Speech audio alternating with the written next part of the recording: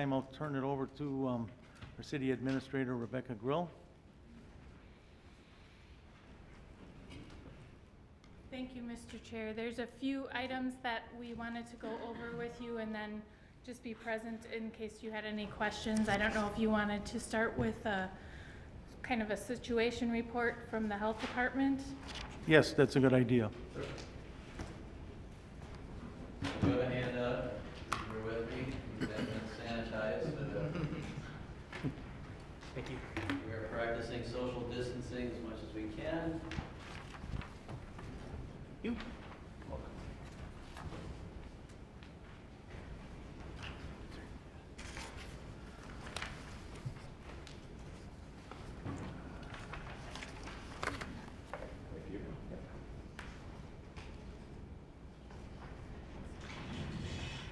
Thank you, sir.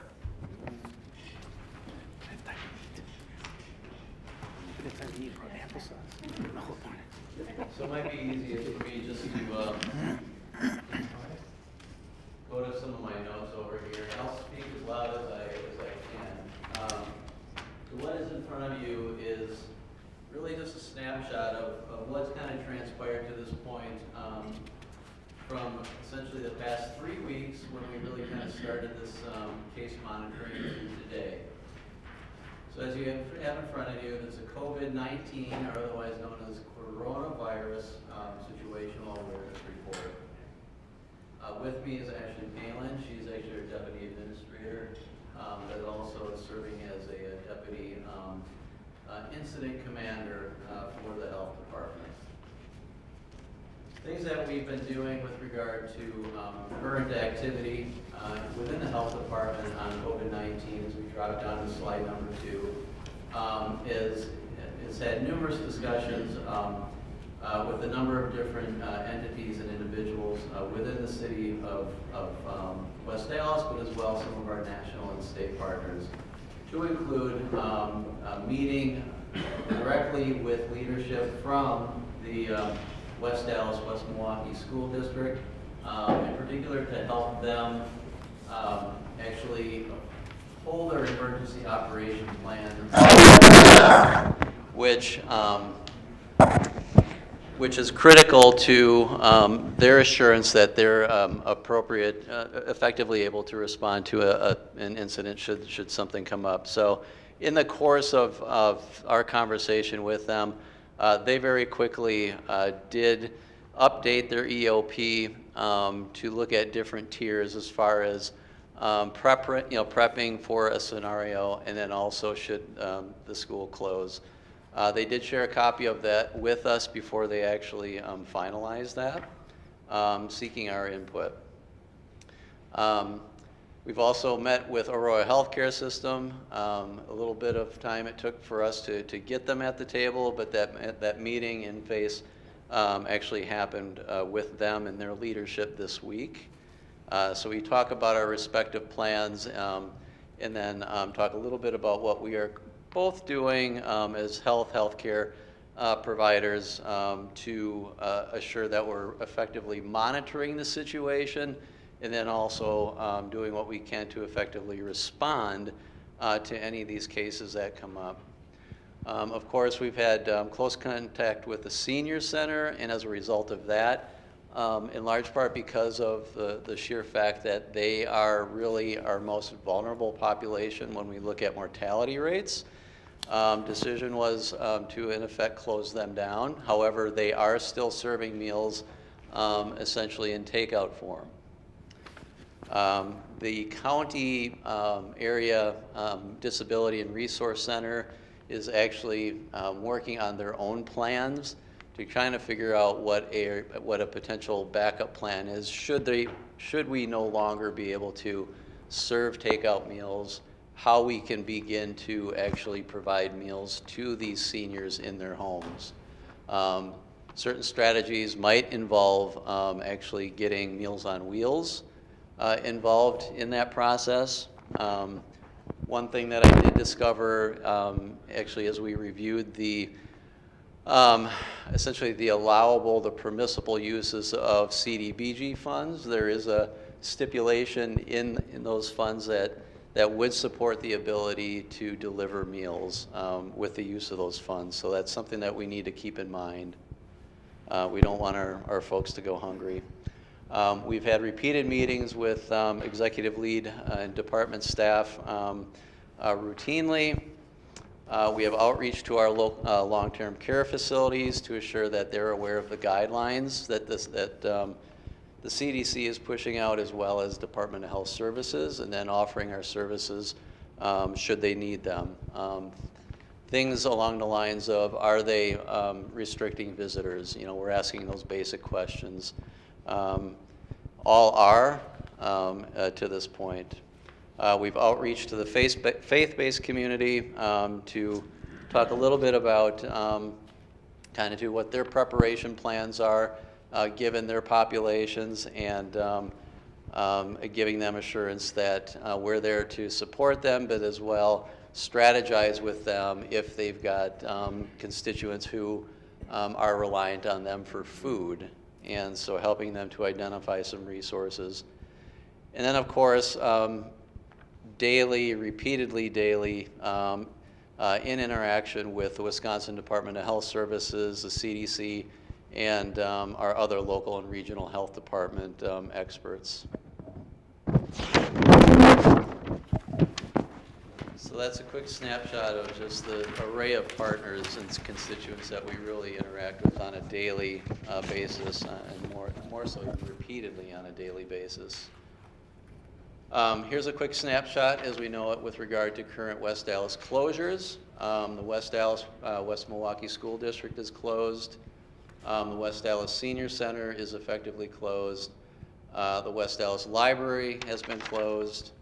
And then, as you're, I'm sure, all well aware, there are many voluntary community cancellations that have happened. I was able to establish contact with the executive director of the State Fair Park with regard to some of their activities. And she gave me assurance that they are well aware of obviously what's going on and supportive of suspending, postponing, canceling activities there until further notice. But she did essentially say for us to maintain an open line of communication with them. Dropping down, Wisconsin Department of Health Services recommendations and/or state orders.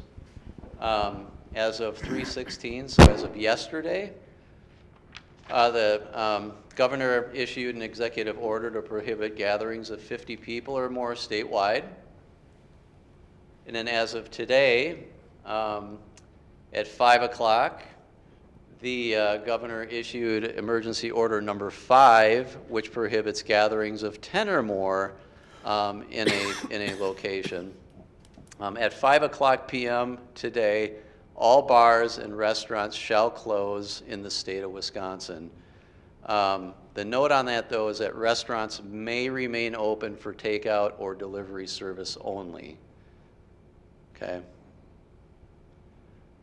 In other news, CDC and White House recommendations as of 3/15, what President Trump pushed out is 15 days to slow the spread. All U.S. events of 10 plus people should be canceled or held virtually.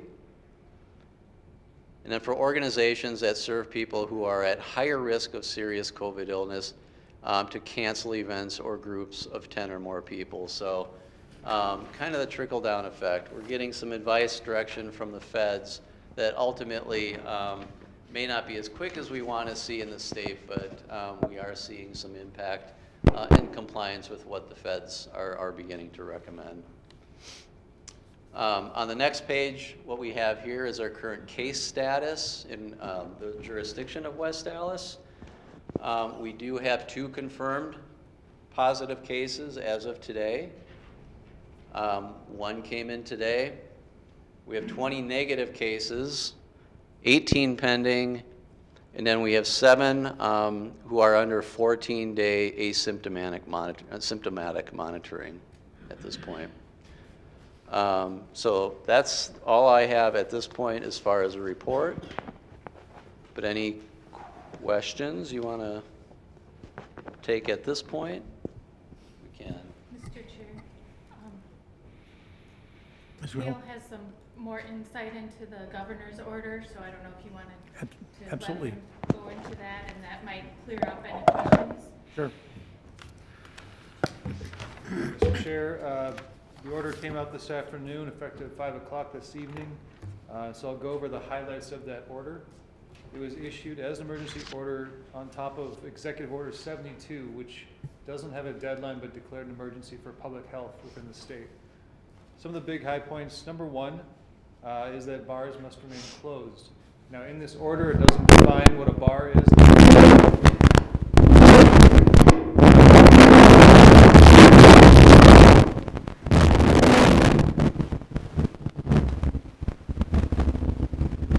I don't know. Anyway, You crack things up, Oh, I'll try it again, maybe, or, all right. Well, we'll see how long this goes. So like I said, the word bar not defined in the order, nor is it used in state law, so it really wasn't helpful guidance on what a bar is compared to what's not a bar. So I've left them to interpret what that means. What it means and what I've advised the police department to enforce is that a bar is anything that has a Class B license, but is not one of the, quote, other businesses listed that would be associated with an alcohol license. Since those are the only things that can be issued with the Class B license as another use, if they don't have any of those, either they are operating illegally or they are just alcohol service only. That's my logic as to why that's a bar. So you've got restaurants, hotels, bowling alleys, movie theaters, they're all okay. They can continue to be open. They don't have to lock their doors. However, they do have to comply with the 10-person limit, which, by the way, is actually a 9-person limit. 10 or above would be in violation of that order, so 9 or below is in compliance. Also, the question is, what's a restaurant? Also not defined in the order. So, again, assuming it's coming from a state person, especially the health department also licenses restaurants and uses that term in a specific way. So, the idea would be that anyone who's got a license to operate as a restaurant is a restaurant, no matter what else they do. So, if you are, the example today was Polly's on Greenfield that came up. They clearly are a restaurant. They serve food. They have a grill. They also, though, have a Class B license. They serve alcohol. They can at least remain open to the extent of carry out and takeout. And also, it's not, people aren't aware, a Class B license allows the sale face-to-face of alcohol in closed containers for carry out. In West Allis, local ordinances allow beer between 8 a.m. and 9 p.m., but actually allow closed containers of wine from 6 a.m. to midnight daily. So if you're a restaurant that has an alcohol license, you can't have people in the business with open containers. You can't serve people with food in the place, but you can serve carry-out, and you can also serve closed containers of alcohol within those time limits. Restaurants do have those special rules, so that's really it. If people are coming in, they got to stay 6 feet apart. 10 people total, or 9 people total, technically within the establishment, including employees. There are no shopping malls.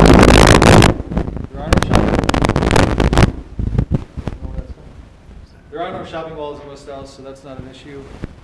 Schools have to be closed, but it's specific to instructional and extracurricular activities related to the school. So other things like medication pickup, child care services, meal pickup, or operating as a polling place, all that is allowed. And then just the general rule of 9 people at most in a specific area. That's an enclosed area, so it has to be within a room or a confined space, such as this. However, there is an exception for government buildings as well as a lot of other exceptions. I have instructed the police department on what those exceptions are. I could list them if you want, otherwise I can stand for questions as well. anyone have any questions? Mr. Chair, I have one for Cale and one for Bob. For Cale, so these people limits only refer to interior spaces. So if you have an outdoor patio or what we might call a beer garden, If you have an outdoor area like that, it's not a confined space. The order was limited to confined spaces. But you still are going to have to be subject to that 6-foot rule. So I imagine if you have an outdoor event scheduled, it's going to be very awkward when everyone is standing 6 to 10 feet apart from each other. Okay. It could be theoretically done. It's going to be very awkward to operate. okay. And then for Bob, one of the questions that was brought to me today was on assisted living centers. they've gone to a no visitor policy, essentially. And I know that in the past, some of these assisted living centers have had a challenge hiring enough staff. And oftentimes it's the visiting family members who might be noticing problems. And now with the no visiting, I mean, are we sending staff in to check to make sure that everything's running smoothly, maybe talking to residents? Is that something we have the capability to do and the staff to do? Right. I mean, they still have the ability to maintain their staff, right? And so should they get at a point where they don't have that capacity, then that's where we maintain that open line of communication, and we can actually send in nurses if we need to. Well, it's not just the nursing staff. I'm thinking like, I know some of them are having a problem feeling like, well, remember 3 weeks ago when everybody was hiring? Yeah, yes, or housekeeping, or, I just want to make sure that we're not letting any of these problems go unnoticed. Right, no, and that's Okay. part of our due diligence when we talk to them, is just to kind of get a sense of how they're operating, what their deficiencies are, and really, for us, we just, as a primary mission, want to make sure that as special populations, vulnerable populations, that they're going to get the services that they need. There are resources that are available, not even just in the region, but the state, that we can call on when, let's hope it's not a when, but if, we have to start asking those questions. Within the state, there are a number of what's called health emergency readiness coalitions. So we are part of that within the Southeast region. HERC, Health Emergency Readiness Coalition, is essentially represented by public health, hospitals, emergency, fire, police. And so that's a great resource for us as a partner in a HERC to actually tap into that as a resource, should we need to. And, So if a citizen has a complaint, they could call one of the aldermen, or they could obviously contact the health department directly, and they could remain anonymous, and that if they had a concern about a friend, relative, loved one in, assisted living. okay, yes. Facility. I think, let's keep us informed. Okay. It would be no different than if we, in what we do now, with regard to a resident, if that resident has a complaint about anything, another staff would take calls. Yes, So, okay.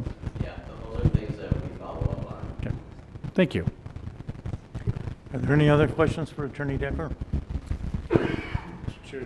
Just one point to clarify too, one of the exceptions is retail locations. You use the language in the order just so that anyone who's watching is aware of it, but it's essentially a retail location in which you can that's an exception to that 9-person rule, so like the Home Depot or wherever else. If you're in a place in which you can generally maintain a 6-foot or arm's length proximity away from people, and you're never within arm's length for more than 10 minutes, then those type of retail establishments can also be open and allow more than 9 people in those establishments. Again, enforceability aside, that's what the rule is, so just want to make sure that's clear as well. Okay, thank you.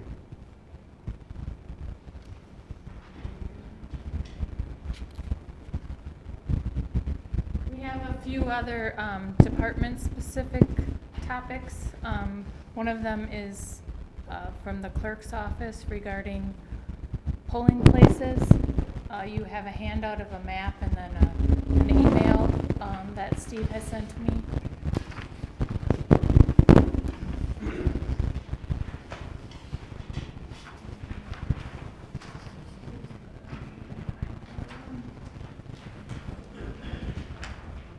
So based on the questions I've received from some of you, as of today, the election is still going on. It's one of the top 7 critical infrastructures according to the federal government. So this needs to happen.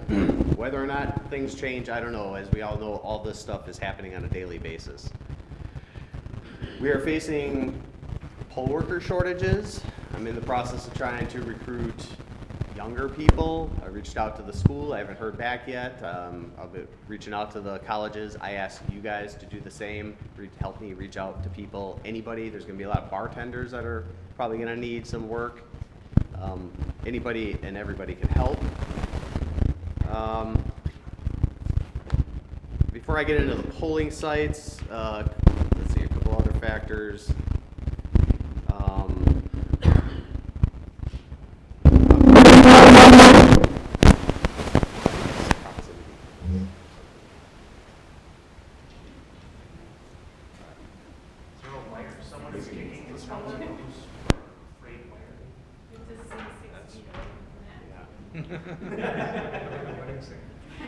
All right.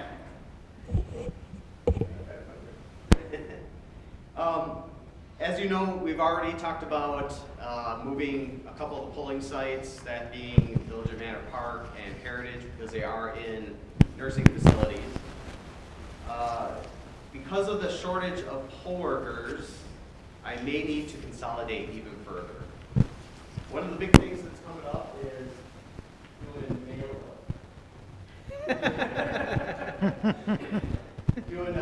we're pushing mail-in absentee ballots, and the word got out.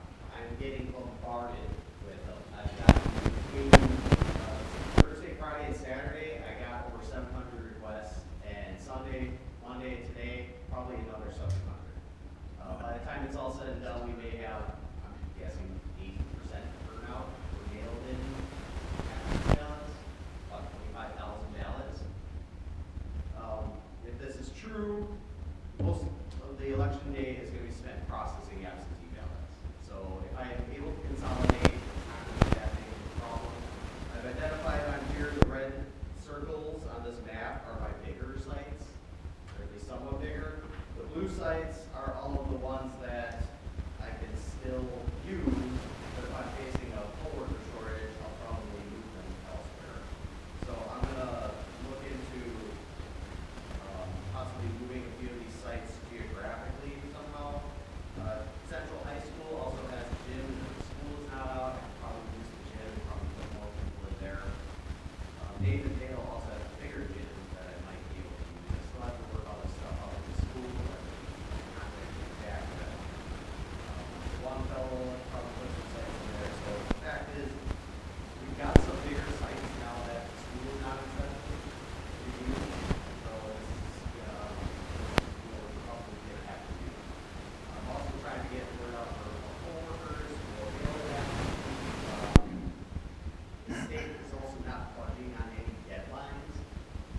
So for registration of voters online is still tomorrow at 5. So, excuse me, okay. Starting tomorrow, or starting Thursday, people are gonna be coming here, because the only way they're gonna be able to register to vote is in person at the clerk's office. So we still gotta figure out the logistics. We already have, as you probably see, a table out front, people manning the front area. Today is still the deadline to get out absentee ballots. We've got a bunch processed already, so and we're gonna be working on even more tomorrow, and probably the rest of the days, because they're gonna keep coming in, so getting help with that. The other thing is, we're still having, as of today, in-person absentee voting, probably no early voting. That's still occurring between March 23rd and April 3rd, Monday through Friday, 8 to 5. What we're gonna, can you hear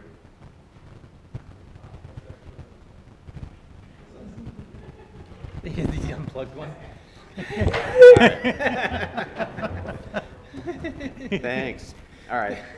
So we're still, yeah, we're still holding the in-person absentee voting. We're going to end up setting up, I've been using the express vote machines to do that. Oh yeah, I want to talk about Badger books too. So we're going to be, we're going to be setting those up in the lobby area, like basically right in the front entrance. And I bought a bunch of styluses, so we'll be using styluses, cleaning those, because it's difficult to clean the screens on these things without waiting 10 minutes. So I'm trying to figure all this out. Rebecca reminded me, in addition to the polling site location, the fire chief had asked me to not use Fire Station 2. So that's another one that we're looking to get out of for certain. And then we also have the Badger books. And that's already deployed at all of my multi-ward sites. So if I add more wards to there, it's, and if they're doing absentee ballots all day long, it's gonna be very easy to actually process the absentee ballots through the Badger book system. So that's not gonna be the big issue either. We're figuring out, we're following guidelines from CDC, World Health Organization on, spacing, cleanliness, and all sorts of factors that go into the polling site. So that's going to be a factor in recruiting people as well. Anything else? Any questions about elections? Mr. President? Alderman Vitale. Steve, I mean, you mentioned the fire station, fire chief doesn't want the city to use the fire station. I visited that fire station. What is happening? What is it? It's personal ammo, people can go in, so there is some fire engines inside the garage. But those fire engines, it's not the problem.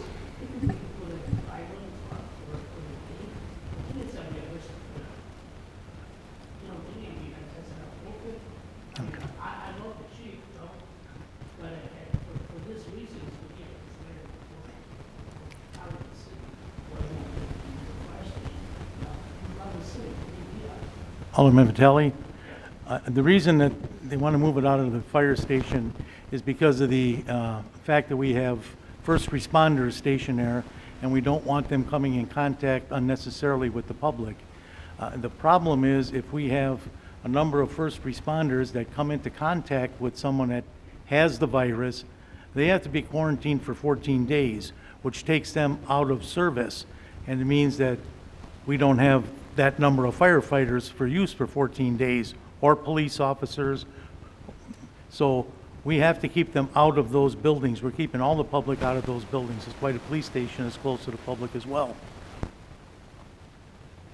well, like I say, I mean, I'm not a, run the health department, I'm not thinking about medical questions. But the fact is that, many people in the garage won't be, many people really, even firefighters will be there, will be, inside the garage. I mean, We don't want any around the people. We want no firefighters and no police coming into contact with citizens unless they have to because of a call. And then they're going to be protected when they do come in contact with them. So we just don't want to take any chances. I'm not disagree with you, but we have other polling places which people walks in and the polling workers are there. So they could be invested with the issue that we have right now, in fairness, really. So do we not follow? I don't, because then we gotta shut down all the polling places, really. Mr. Chairman? Alderman Vitale, I understand that, and we know that that's a concern. We all have that concern with the voting registrants as well. However, they are not first responders, and unfortunately, if someone gets sick, whether they're at City Hall, a Public Works employee, they can quarantine for 14 days without affecting our protective services. When you start taking firefighters or police officers off the line, that's a major issue, and I don't think we can afford to have that. Mr. Chairman? Alderman Barzak. Just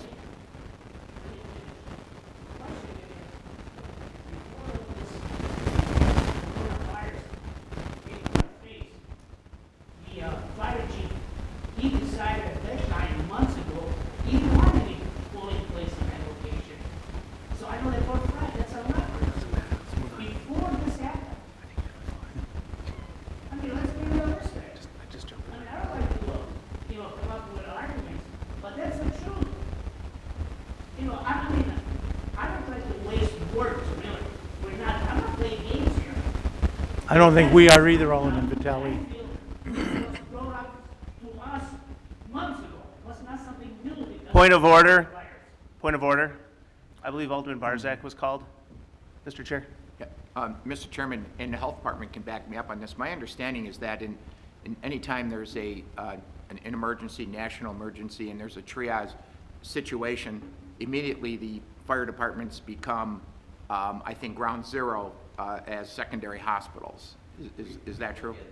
And- Yes, and so my understanding is part of this is in case this goes any further and it's a polling place, and all of a sudden there's a triage situation and there's an emergency epidemic, again, they are tier one. They're going to be on the front line of being the first place where patients are going to be taken if the hospitals start to fill up.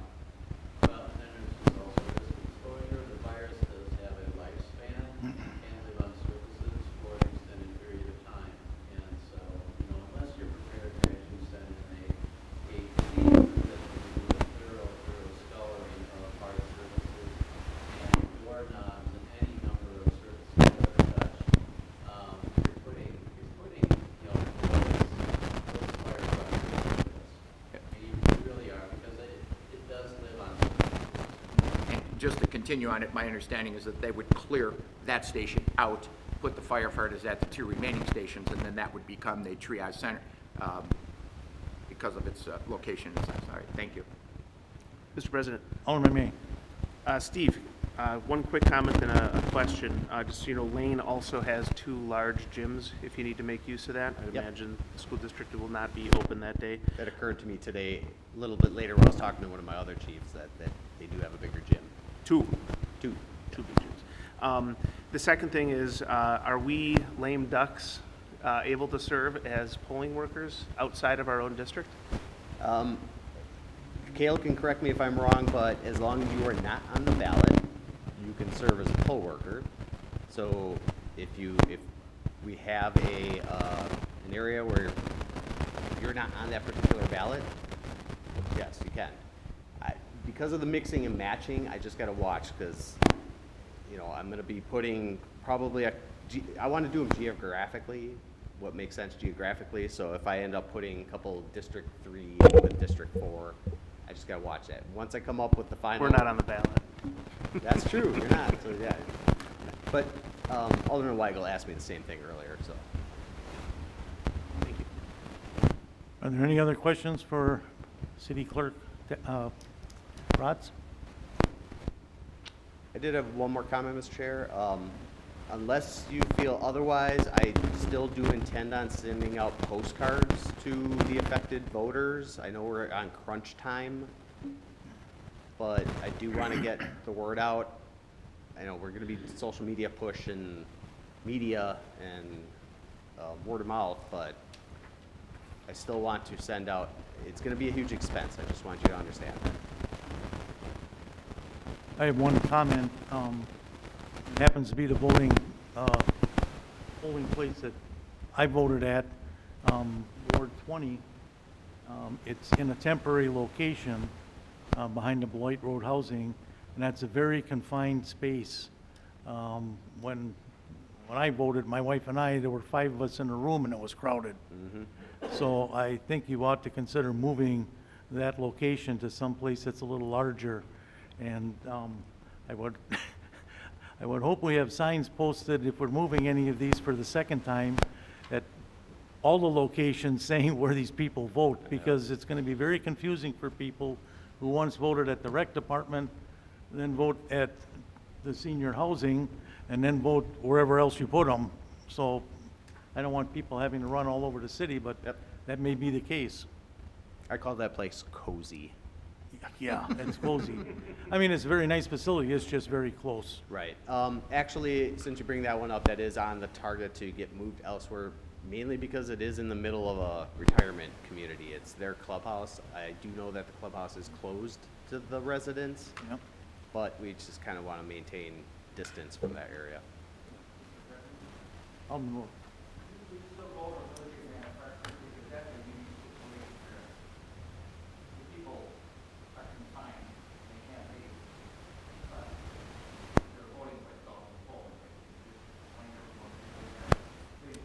As far as what, special voting deputies? Well, as far as the residents go, I've been in constant communication with the director over there. She's one of the more active directors of the facilities. So, the special voting deputies typically vote or bring the ballots to the voters at the residential care facilities.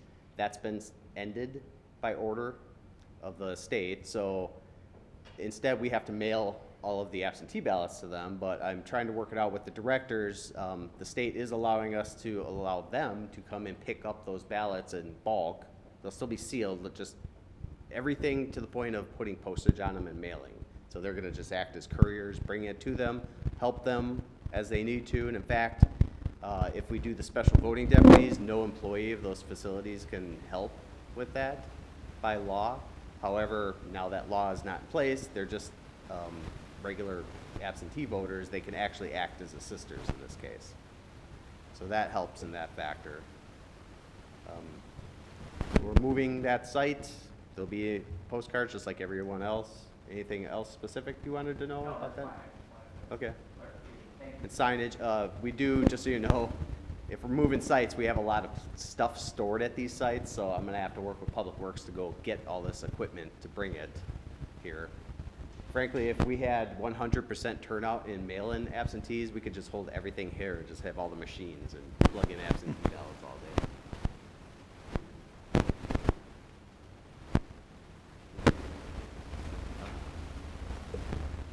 Well, Kale and I will just verify what the state law says about candidates on a ballot working the polls. We believe it that you can. We just wanted clarification. Great. So any other questions? for me? All right. Thank you.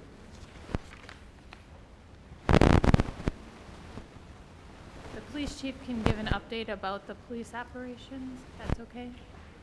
Please. Good afternoon.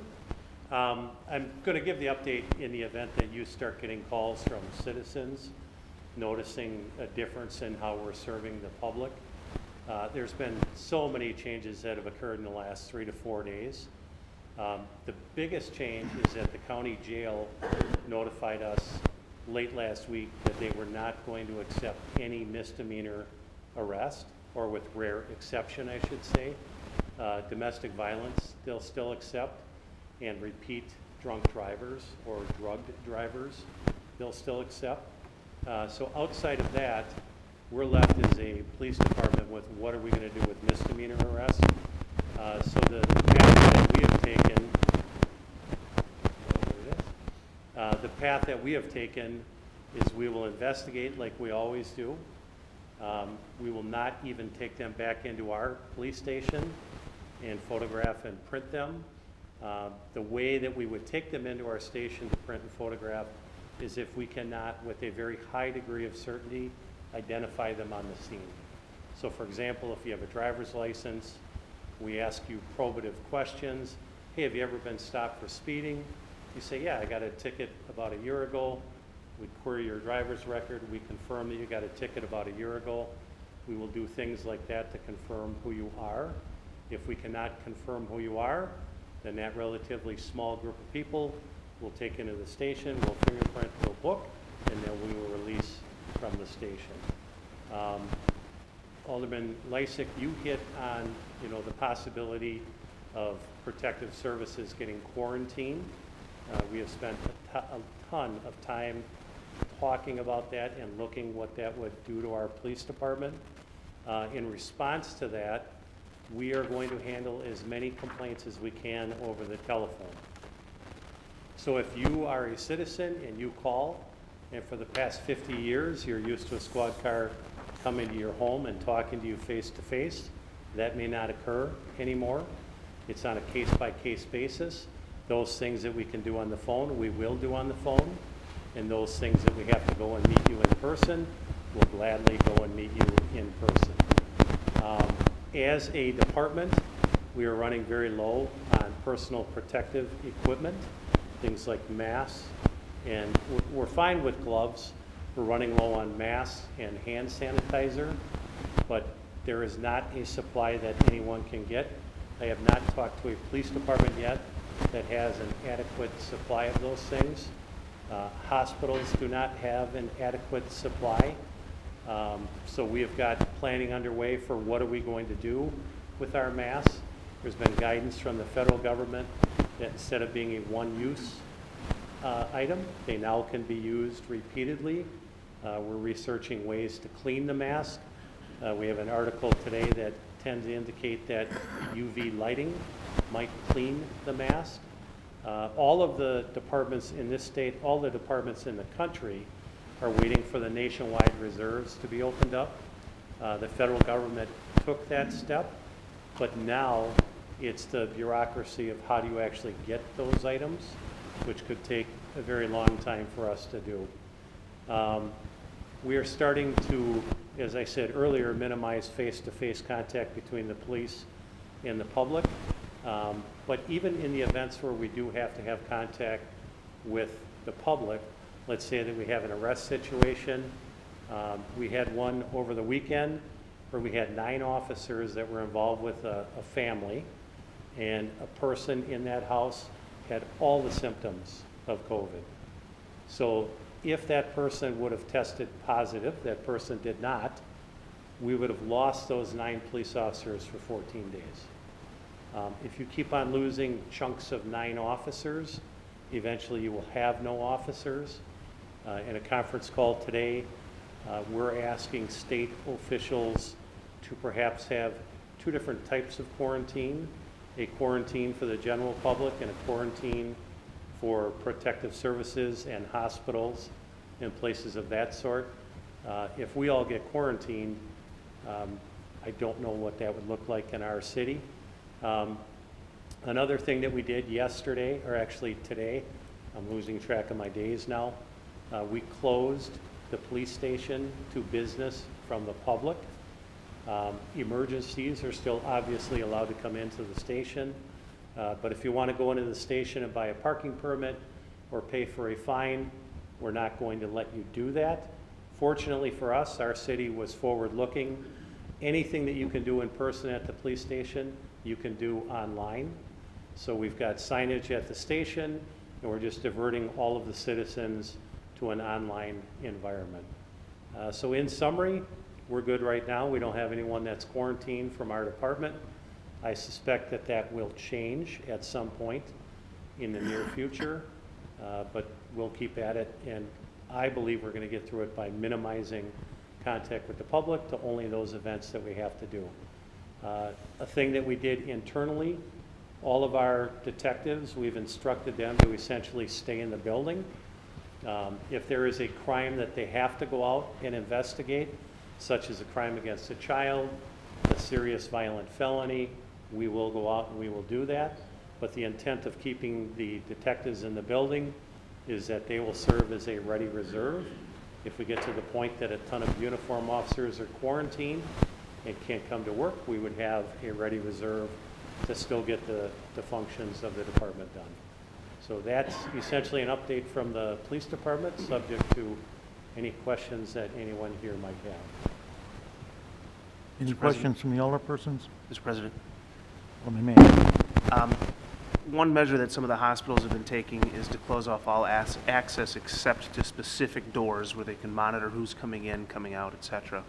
Has the police department, City Hall, other buildings where there are multiple points of access, are we doing the same thing? Are we requiring people to come through one point of access?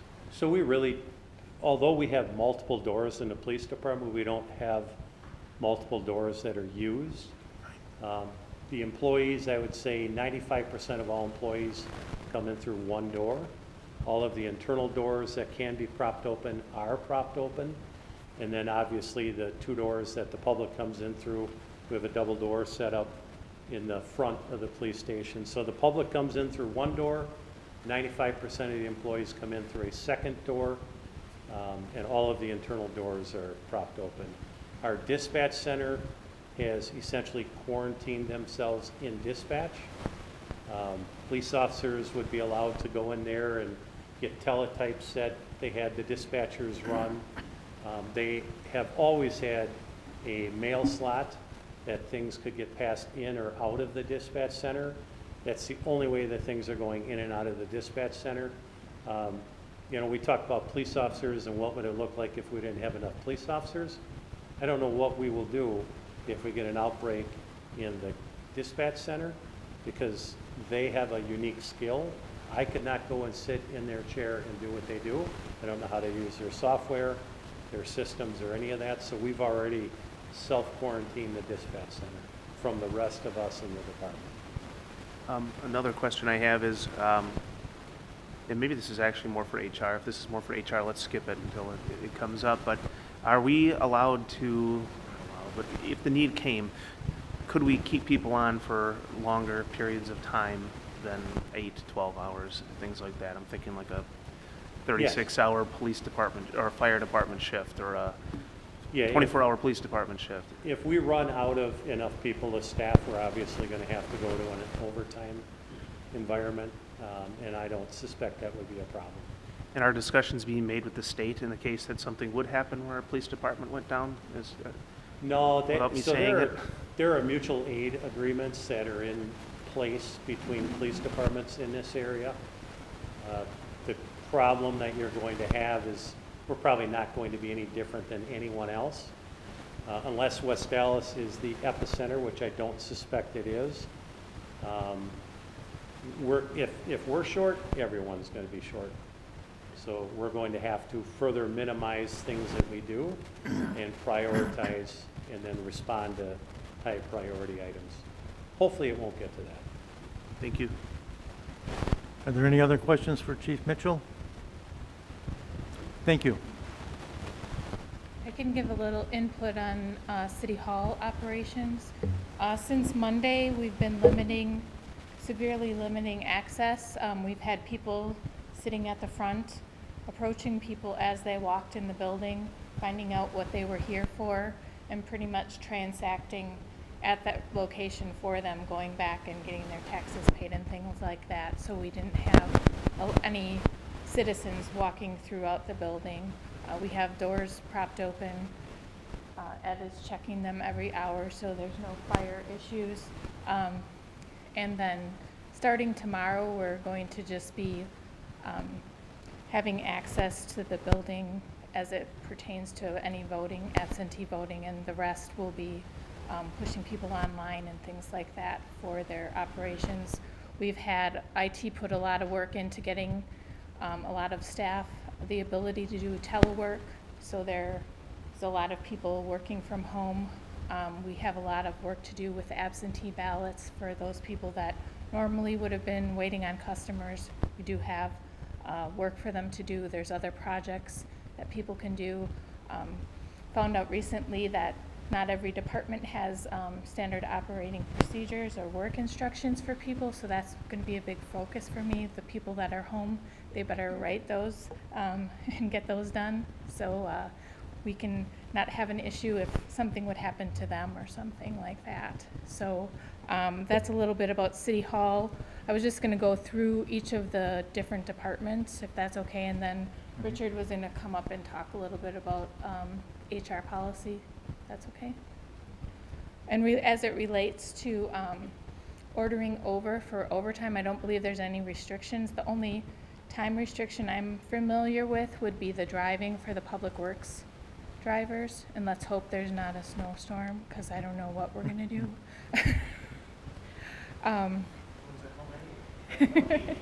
Yeah.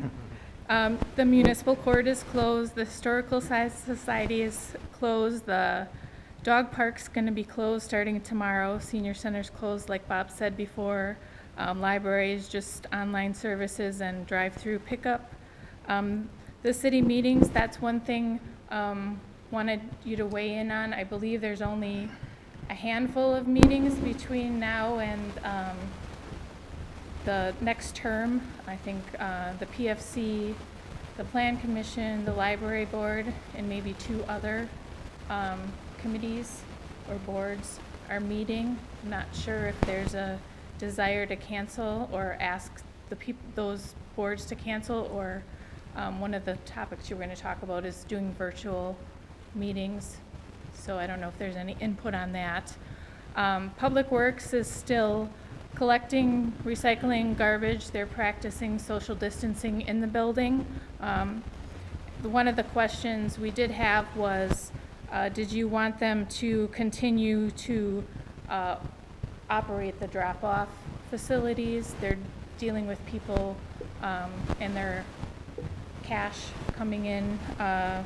Right now, it looks like Oak Creek is closed, Tosa's possibly closing down, Greendale is open, but they're run by John's Recycling, so that's something we want some input on. Engineering, most of their items are done online, but if there's inspections needed, they'll be doing those in the field. Same with building inspections. So that's a little bit about the different departments here. I don't know if anyone had any input on the public works or the meetings. From my point of view, I think we should close the drop-off site at the yards, number one. I think we can do without that for a few weeks, and people can make do at home for a while. And as far as the meetings, I guess it's up to each committee or the department that runs them. If they're not necessary to keep things moving, I think they should be canceled. If we have things, I'm thinking like, I don't know if there's anything exciting on planning commission or police and fire commission. If they can be postponed without affecting any development or any issues with the police and fire department, they probably should be postponed. If they can't, if there are things that need to be acted on, then, we should look at just minimizing the length of time at the meetings and having meetings held in here rather than 128, so that there's more room and more spacing between the people at the meeting. I don't know what your thoughts are. Mr. President, Alderman Stefanski. I have a question real quick. Rebecca, if we close the drop-off site, those employees that are working there, are there going to be things for them to do, or are they going to get laid off? We're not going to be laying any of the employees off. Okay. We have enough work for them to Okay. be doing, and I'm pretty much making sure that people are working when they're working from home or on other things. You can Okay, thank you. Alderman Haas. Yeah, thank you, Mr. Chair. And following up on your comment, I think that if we want the other committees to, out of a sense of caution, not meet, I think it's important that we as a council act out, that we shouldn't, we have to give them cover, is my feeling on that. And so if, as a member, having been a member of one of those other committees in the past, if there are complaints or folks that are against it, well, then they can point to the council, and it's the council that said it. I think that would be appropriate in that situation. Mr. President, as a member of the library board, I can say that the biggest issue that came up recently for us was closing the library, and I believe Orem responded within 2 hours to emails for it. And obviously, the library's mostly closed right now, and I would defer to Mike Kozalka, the director, but I don't think we have anything super pressing, that need to be dealt with. So I don't know what other meetings are scheduled. I think, Steve, is there a planning commission? There's one next. Is that Wednesday. something that is going to hold up some development if it's not held, or can it be postponed for a couple of weeks, or? I guess I would prefer to have the Plan Commission meeting. We have some infill tenants coming to the West Allis Town Center with some site landscaping and architectural updates. We have a Lehman Brewery at 1309 60th Street. Can you hold a meeting in here then, and maybe have, like we're asking at other meetings, that people wait out in the parking lot until they're called in to the meeting? And so there's only the committee members, the staff member, and whoever the applicant is, and maybe a couple of interested parties, if that's... We can do that. And in fact, our Plan Commission meetings are televised, so we could, Yes. we'll just have a very minimal skeleton crew within, if it is held within here, 128. Perhaps it would just be myself, the mayor, And then family we would members. just live stream it and then have a call-in number for applicants and plan commissioners so that, the bodies that need to discuss things could still do so via the call-in number. That would be great. Okay. So you could have really a virtual meeting then. Correct, yes. Good. Mr. President, Alderman May. that was going to be my suggestion. I can't see a reason why all meetings couldn't happen virtually, as long as they're recorded and able to be placed on the website or something where people can either tune in or watch it shortly thereafter. Even our council meetings, really, we could be doing this virtually, and allow all of us to get in on calls. There are ways to do it. I'd like to see us do that as well. I think we have to be careful with citizen members because they may not have the technology available to them at home that we do. Yeah, Mr. Chair? So one of the items on the agenda tonight is authorizing teleconferencing and video conferencing Yep. for not only the council, but all the committees, boards, and commissions. And so if the council wants to do that, I've drafted in a way where the chair essentially would consent to whomever or however. That is one important factor, is that the public has to be able to access it to the extent they would if there was no technology. So if the person's able to physically show up in City Hall to watch a meeting, then they should be able to do so. So that's why if someone shows up for a meeting that's teleconferenced, my advice would be to have a computer screen monitor displaying the meeting to the same extent that it would here. That way, if there's more than 10 people or we want to try to respect that rule, we can have it remotely viewed throughout the building by people without putting too many in one room. Yeah. Good. And Thank you. Mr. President, Alderman again, May. yeah, I agree with Alderman Haas. I think if it's a non-essential meeting, it should be canceled. If it is an essential meeting, get as much as we can virtually. Is there any consideration that between now and April 22nd that this council may need to meet again? I'd imagine with the things changing so quickly, there may be an opportunity, and if not an opportunity for that, would there be an opportunity for us to sit in and see what's going on at City Hall in some ways? Well, I can't speak to what's going to happen between now and April 22nd, because I would have never thought that a lot of things that happened the last week would have happened, so I guess anything's possible. So, and I did get a text from the Public Works Director. The people that were assigned to the yards would be doing asphalt, so I'm assuming that means they'll be filling potholes. So that will be something that's well needed right now. So at this time, I will turn it over to Richard to talk a little bit about the questions we have regarding HR and the decisions that we're looking for the Administration and Finance Committee to weigh in on. Mr. Chair, before we do that, Did everyone get a copy of email today with the suggestions on there? yeah. Right. I was just wondering if they received it ahead of time so they had a chance to read it over before they came to the meeting, because that was the whole idea of sending it early. We were asked to look at HR policies to determine what actions we could take to address employees' immediate concerns, and also proactively look at what policies need to be amended to address the likelihood of health-related issues in the workforce. We think the actions taken to date with teleworking has addressed a lot of the immediate concerns, particularly with closures of daycares and schools. But we do have some recommendations to address the likelihood of isolation, quarantine, those type issues. The first recommendation would relate to paid sick leave. It's to expand the reasons that you could take paid sick leave.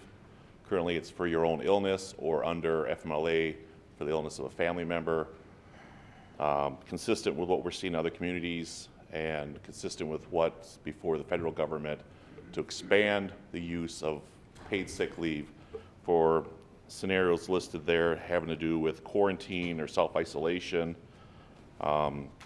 whether you're seeking medical care, whether you've been ordered to be quarantined, and whether you're caring for an individual that's been quarantined or has been diagnosed with COVID-19, and also caring for your own children when your school or your daycare is unavailable because of closure. So that's the main thing there. Most employees have ample sick leave balances, particularly those under the legacy benefit. We've identified that those that would be at risk would be under the total benefit package, and so we've found a few additional minor changes we could make to kind of address that. One would be that there is a restriction on using your extended sick leave bank. This is the bank of hours that when employees rolled over from the legacy to the total benefit package, there is hours set aside. You can also accrue to that annually. And whether we would open that up, currently can only be accessed under FMLA scenarios. Here we're saying that should you deplete the time off bank available to you, you can dip into that. And it doesn't need to be necessarily an FMLA issue. So we think that's something that could help address, make more hours available to total benefit package employees. Another one would be those employees could also currently go 40 hours to the negative, meaning they could borrow and pay it back. Most employees would accrue at least the rate of 20 hours a month. And so we'd double that from the 40 current hours to 80. And so over time, they could pay that back. The goal here would be to keep them in a paid status longer. And finally, they could take a voluntary unpaid time off. You can do that for 40 hours currently. And we're saying double that to 80 hours. So the goal here is to keep employees productive and in a paid status and shore up their, financial risk because of this pandemic. And so by expanding sick leave allows them to use money or time in their own bank, to tap into extended sick leave bank, to borrow, and then finally go on to voluntary unpaid status. So we think with that we could address that. Another change we're recommending would be to eliminate the eligibility restriction related to time having worked for an employer. Currently, before you can tap into your FMLA protection, currently you have to have worked for a year and have worked a certain number of hours, and then you'll be eligible for FMLA. We're saying that eliminate that restriction so you can go on FMLA immediately for COVID-19 related issues for that, so your job is protected for that. And then the final issue has to do with non-benefited employees. There are 53 of those employees. There is action on the federal level under the Family First Coronavirus Response Act that's moving that would likely address that. So we didn't make any recommendation at this time of how to address that.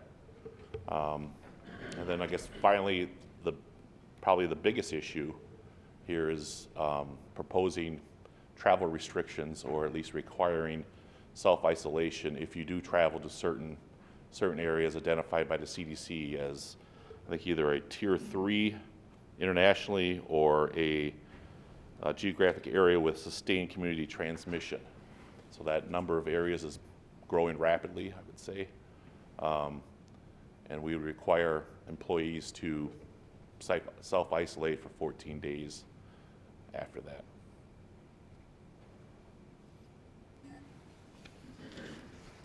Are there any questions? Mr. President, Alderman May. would I properly assume that if someone took voluntary unpaid time off, we would still afford them health insurance as if they were working?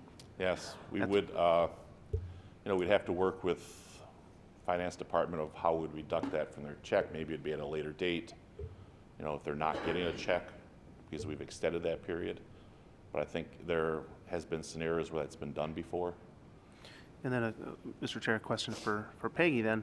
Are we keeping track of all these hours in a special account? And I mean, would something like this be eligible potentially under some sort of emergency relief from the state or federal government? So it would just depend. We're not keeping track of time off. We are keeping track. Employees are logging their time as they're working remotely, working in the building, et cetera. That likely isn't going to be covered unless if there's special funds, emergency funds, and there have been those funds talked about. But we're keeping track of all of the COVID costs. So any chances we get for reimbursements or emergency funding would certainly be in place. And are there any actions we can take on our health insurance plan to limit our exposure to the amount per employee that will be paid? That really hit us hard last year, and had we known this was coming, we probably would have lowered those We're amounts. self-insured. I see where that's going. Thank you. Are there any other questions or comments? This is going to be discussed at Administration and Finance tonight and acted upon. I'd just say these are, I guess, preliminary recommendations. The, landscape is changing rapidly. And so we think these are some proactive measures we could take, but depending upon, how hard the employee population is affected by this, there may need to be additional changes as it evolves. So these are our initial recommendations. We think that with our benefit package and the number of hours available to employees, that they're well situated to address these concerns. Very good. Thank you. Mr. Chair? Alderman May. It appears we've passed the 7 o'clock mark. Would it be appropriate to recess the committee of the whole and come back to discuss other matters? After the mayor, I don't know if unless there's questions. I have questions, but... Mayor. Oh, sorry. Thank you, Chairman. I just really quickly want to thank everybody for what we've all gone through in the last week, I guess.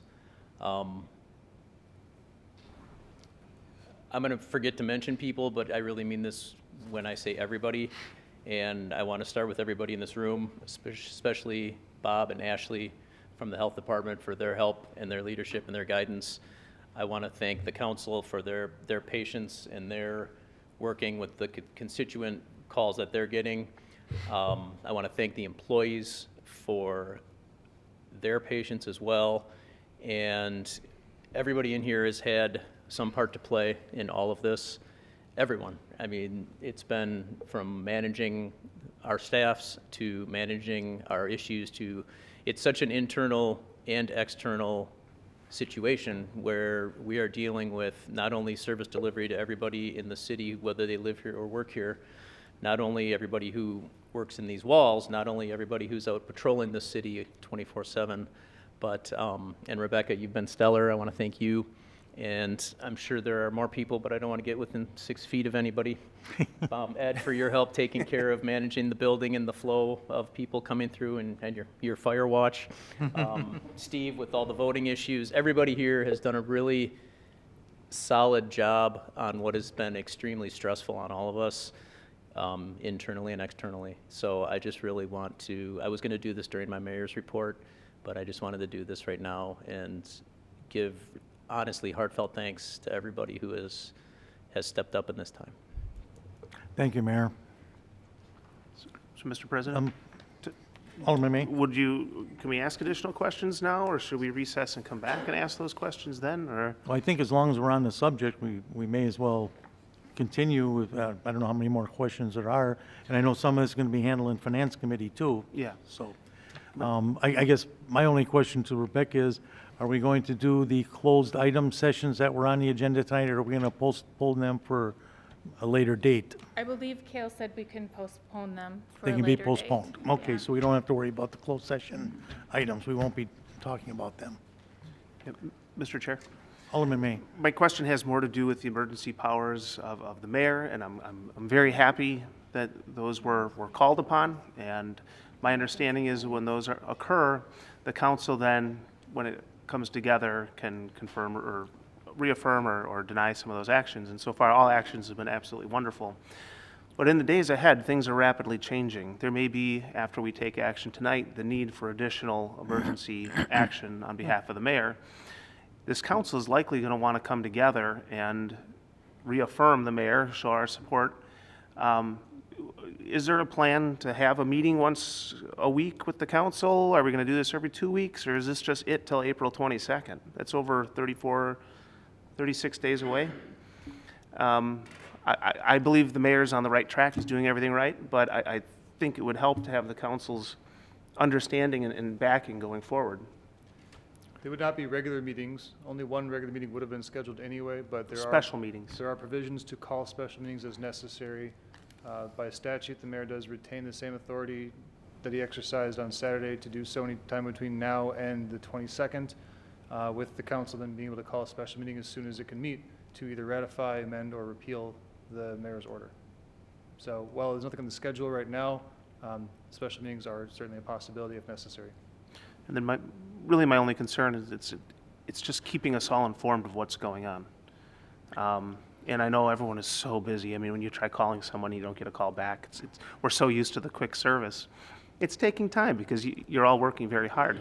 But I just want to make sure those lines of communication are kept open so that we all, 10 of us, know what's going on. Alderman May, I can attest to the fact that staff was meeting Saturday for most of the day, Sunday. They were extremely busy trying to get facts, information. The situation was changing rapidly, and information was changing. There were meetings, conference meetings with the county health services. I know Bob has had meetings with the state health, county health, his peers in the ITT, or ICC. So it's everyone has been very, very busy doing things. And I know that now that the health commissioner and the governor have made some decisions, and I want to make that clear, some of the decisions are not within our power, and I think maybe Attorney Decker could address some of that. Some of the decisions that are made are in the realm of the health commissioner rather than the mayor and the council. Sure. So the way it works right now is there's basically dual jurisdiction within West Allis. Bob is a local health officer, health commissioner we call him, but that's one layer of authority. But the governor has general authority over every community in the state. So whoever has essentially the most restrictive order is what's going to apply. So I'm happy to answer questions on that if there are any. Well, I guess if the health commissioner makes an order during this time, we don't have the authority to override him anyway, correct? Correct. So by Right. statute, either one can make the order without any approval of a Right. governing body. It's very broad authority. So that's another way in which orders are issued. Mr. President. Alderman I Stefanski. have to agree with Alderman May. I think we need to be kept in the loop better than we have been. And I also did have something that came up today with some business owners who questioned the fact that we had a 2 p.m. deadline and the state was requiring 5. So there were some people who complied with it and lost business for 3 hours while others didn't. So I think that was something that needed to be communicated better and handled in a different way. So. Alderman Stefanski, I totally agree. I had complaints. I'm sure we've all had complaints from business owners. It was extremely short notice.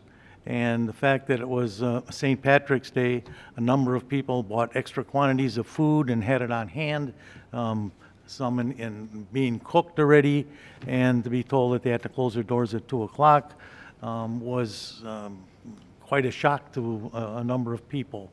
And, it was disappointing that they couldn't have had a little more notice. I, too, would have liked to seen the governor say, hey, it closes at midnight tonight, or something like that, to give business owners an opportunity to even be aware of it. Some weren't even aware at 2 o'clock that there was supposed to be a closing, because they didn't have the news on. So I agree, there has to be more communication in that area. And I think that now that things have calmed down a little bit, not totally, but a little bit for staff, I think there's a little more time for communication. And I think the mayor has done a good job of putting out some information every day on the website and with an update letter to the citizens as to what was going on, even though many times by the time he put it out, it was already changing. Mr. President, I'm just going to Alderman kind of Barzak. comment on it also. And I also appreciate what Rebecca was putting out, because the mayor puts them out, and then Rebecca immediately puts them out, which helped considerably. There was a lot of confusion, and I'll agree with yesterday, because Milwaukee shut theirs down at midnight. So I'm getting a call at 1 in the morning and saying, can we open up tomorrow, and I'm like, I'm not sure what you're talking about. That's exactly So right. I Had think that this morning. every municipality was handling something different, and, you know, the only thing I knew was what we did, and then the governor overruled that, and I think there was just this big ball of confusion. However, I really do think that between the mayor and Rebecca, I believe, did a very good job getting the information, I know to me, and on the emails that I needed. It might not have been as fast as I might have wanted it, but I'm talking an hour or two delay where I was able to get back to, you know, the parties involved. So yes, love to see it sooner, and maybe somebody is like designated to keep us hourly updated or every other hour. But again, Rebecca, thank you, and the mayor, you guys. I just I wanted think to did a make a nice job. comment that our communications department has done a lot to help us get that out. So it's not just the mayor and I Right. doing that. Is there anything else to come before the committee then? So, Mr. Chair, one last thing. The issues, oh, sorry. I just wanted to mention a quick point of clarity on last night's ICC meeting. We received notice very late that they were meeting, and basically, every community that was on that call, which was not all 19 of us, was being asked to make a decision that we were not empowered to make. It was our health commissioner's decision. So as they were going through the list, the North Shore all fell into line, and that was, I believe, 7 of the 11 communities that were intact last night at 2 a.m. And then this morning was the 9 a.m. call with the health commissioners, and that's where Bob did a good job corroborating, collaborating with, it was Oak Creek, Greenfield, Wauwatosa, Hales Corners, and us. I think that was the 5. So it was really dropped on us in a way where I wasn't comfortable making that decision on the spot like that. And I know a few of us have talked because you had called and we've been phone taking and such, but that's kind of how that all went down, and that's why there was so much confusion this morning and so many people calling the clerk's office and calling us, and so that's kind of how that all shook out. Thank you, Mayor. Alderman May? Yeah, so my question, Mr. President, is are there policy decisions that have to be made soon? The employee thing with sick and all that, that's not on our agenda this evening. You're going to need decisions on this quickly for our employees. It's on the agenda. Which number? Yeah, it's on there. Number 25. Okay, thank you. As far as are there going to be decisions, likely there will be, but we don't know what those are at this time. We tried to look as forward as we could with that. You'll notice there's one clause in there that gives a little bit of authority that you might want to pay attention to. I believe it says something that the mayor and/or myself are given the authority to make changes relating to the personnel and service delivery, and after we notify the council of those changes. So that will be something that you would have to decide whether you want to do, or if you want to come together and discuss those. So there is, I'm sure, there's some policy decisions that should lie with the council, and then there's some administrative things that are just going to come up as we implement. A lot of it's going to have to do with the personnel things, the time off and things like that that are going to come up. So it's just a matter of how comfortable you are with those different aspects of decisions that are going to have to be made, because the higher level decisions are going to be made probably by the health commissioner and the governor and things like that. That will be out of the council's hands, but we'll do our best to let you know those in a timely manner. We want to make sure we're accurate with the information. We don't want to put out something that is inaccurate where everyone in the whole county is confused about whether they're in or out. So sometimes that takes a little bit of time. So what you're saying is, if there's a need for a meeting, we're going to have a meeting. Right. If that answers the question. That, I just want to make sure that, Sure, that you yes. get everything you need and the mayor has whatever comfort he needs from us, I guess. Yes. Yeah, all right, thank you. Is there anything else to come before the committee then? Mr. Chair, I move we adjourn. Second? Any discussion? All in favor? Aye. Opposed? Carried.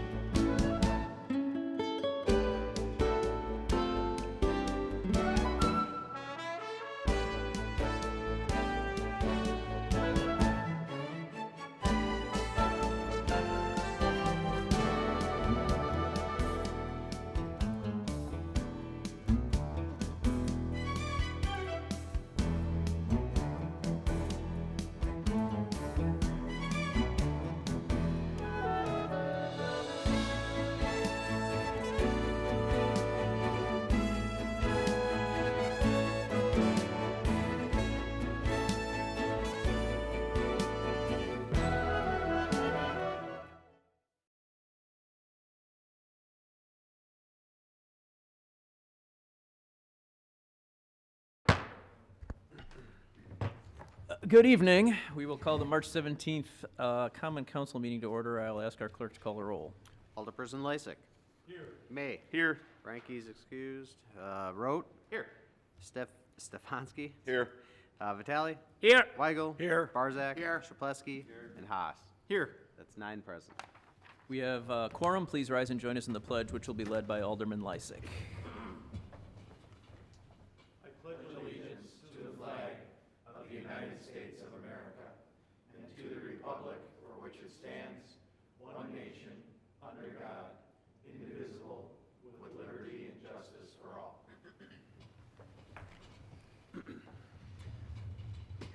Moving to item D, we have 2 public hearings this evening.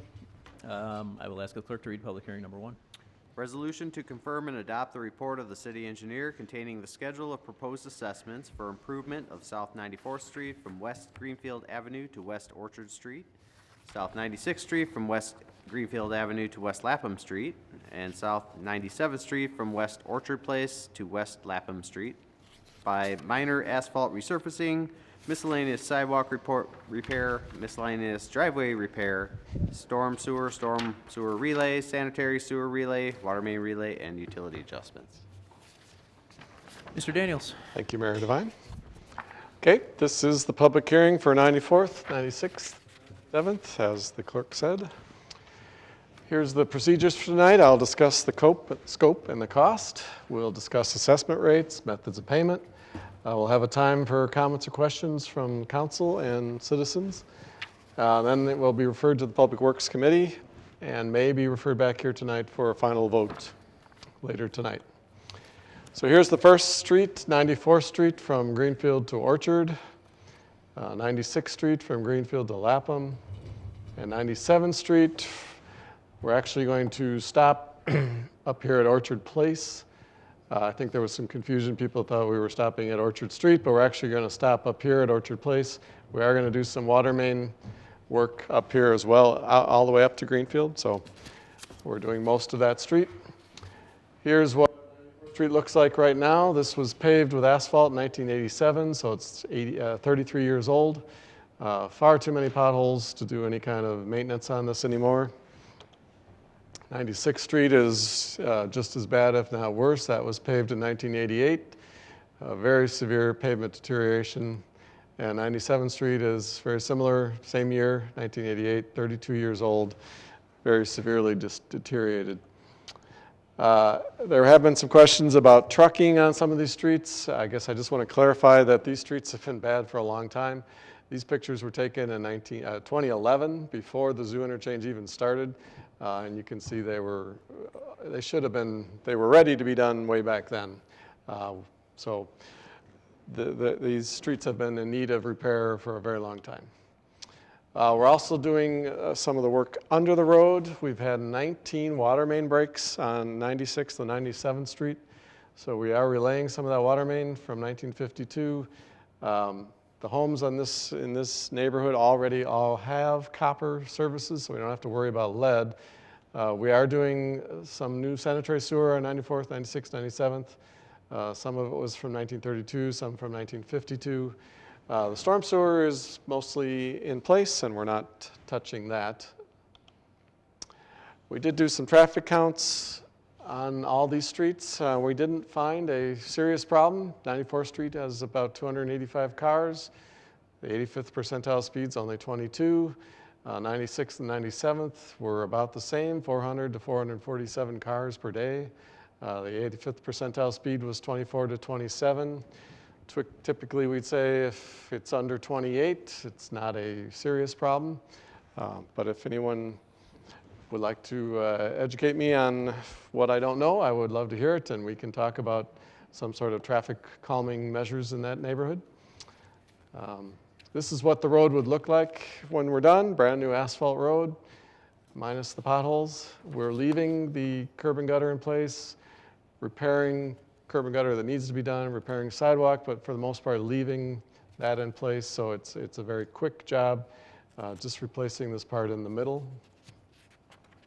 Here is the cost of the project: pavement, $267,000, sanitary sewer, $275,000, little bit of storm sewer, 40,000, and a bunch of new water main for 227,000, so 809,000. Here's where the funding is coming from. The water utility is paying for the water main, so that's 28%. The general fund is paying about 9%. Special assessments are paying about 24%. And the sanitary sewer is coming out of the sanitary sewer fund, 34%. And then just a little bit of water main work, like I said, coming out of the stormwater fund. Here's a sample residential special assessment, assuming a 40-foot lot. The assessment rate's $41.48, so the homeowner's costs would be $1,659. The bills for this would not be mailed out until March or so of 2021, not 2020, but 2021. At that time, assuming this typical bill, your first annual installment would be $232. If you have an escrow or something, it would be $19 a month. And then the 10th year, in the year 2030, you would pay $173 or about $14 a month. Why do we special assess? We have been doing this for over 110 years. And in the old days, the residents actually paid up to about 100% of the cost of the project because they alone were enjoying the unique benefit that this improvement was giving their property. On this project, like I said, the city is collecting $194,000 in special assessments. That's about 24% of the total cost. The assessment rate of $41 per foot is the same anywhere in the city, no matter how wide the street is or how high the traffic volumes are or how high the actual bid prices are. Everyone is treated equally with the same price per foot. And this has been around in Wisconsin for 110 years. It's been state law. And there have also been over 100 court cases that I'm aware of where it's been ruled to be a fair and equitable way of recouping the city's costs. Special assessments are also the only way to ensure that tax-exempt schools, churches, charities, hospitals, county parks, and utilities, and railroads pay their fair share because nobody's exempt from special assessments. There are 430 properties in the city that don't pay any property taxes, and many of these tax-exempt schools, churches, hospitals, county parks are very large properties. They encompass 28% of the city's land area, and they only contribute to the city's costs through these special assessments. Likewise, businesses, corporations, and manufacturers pay a higher assessment rate because they have more traffic, so their rate is $51 to $62 per foot. And case in point, on this particular job, Greenfield Avenue Presbyterian Church is paying $10,000 because they have a very large piece of land adjacent to 97th Street. To reinforce that, this map shows all the properties in the city that are tax exempt. You can actually see the churches over here, right there. But these are the 28% of the city that's not paying taxes. These are the people that we're getting, the only funds we're getting is through the special assessments. This map shows all the properties, at least on the east end, that have actually paid a special assessment in the last 10 years. I'm just trying to point out that everyone is paying their fair share. A lot of these properties on the east side have actually paid for their street and their alley, and many probably paid for their street multiple times over the past 100 years. So everyone is paying their fair share, and if you wait long enough, everyone in the city will pay a special assessment at some point. Why do we charge interest? The city borrows these funds for this project. So the city is paying interest to the municipal bondholders over the next 10 years. So the city is merely passing these interest charges on to the residents who choose to sign up for the 5 or 10-year plan. So the city is not making a profit off of the interest. There will be times when they won't be able to park on the street. We're staggering the work. I'll talk about that in a minute, where we're going to do one street at a time, so they'll be parking on nearby streets. If someone does have a disabled parking sticker or license plate, we can accommodate that on a nearby street, like on Lapham or Orchard. We could set up a reserved spot for those people so they don't have to walk as far. So they should let us know about that. Here's kind of a tentative schedule. This is post-coronavirus, so May 13th, we would start advertising for bids from contractors. We would open bids on May 27th. The council would award it on about June 2nd. We would anticipate that construction could probably start at the end of June on 94th Street. Like I said, we would hold off on 96th or 97th Street until the Little League Championship game in July, if that happens. And then we would not let construction to take place simultaneously on 96th and 97th at the same time. We would stagger it so that one street's open while the other one's closed. And then all the work would hopefully be done by November of 2020. If not, there would be liquidated damages of $1,000 a day for any work that goes past that deadline. And I just want to make sure everyone's aware, if you go to our website, you can get weekly construction and progress report updates. That's what they're called. This is what the website looks like. It's halfway down the page. You can sign up. They come out about every week, and they would give you contact information, what's happening this week, and you can see all the projects we have, or you can just focus on the one that you're worried about. So I just want to make sure that we get the people signed up for that. It's a very good source of information. We will send out a hard letter before the job starts, but this would get you updated every week after that. So if there are any questions, I will entertain them now. Thank you. Mr. Daniels, are there any questions from the Common Council on public hearing number 1?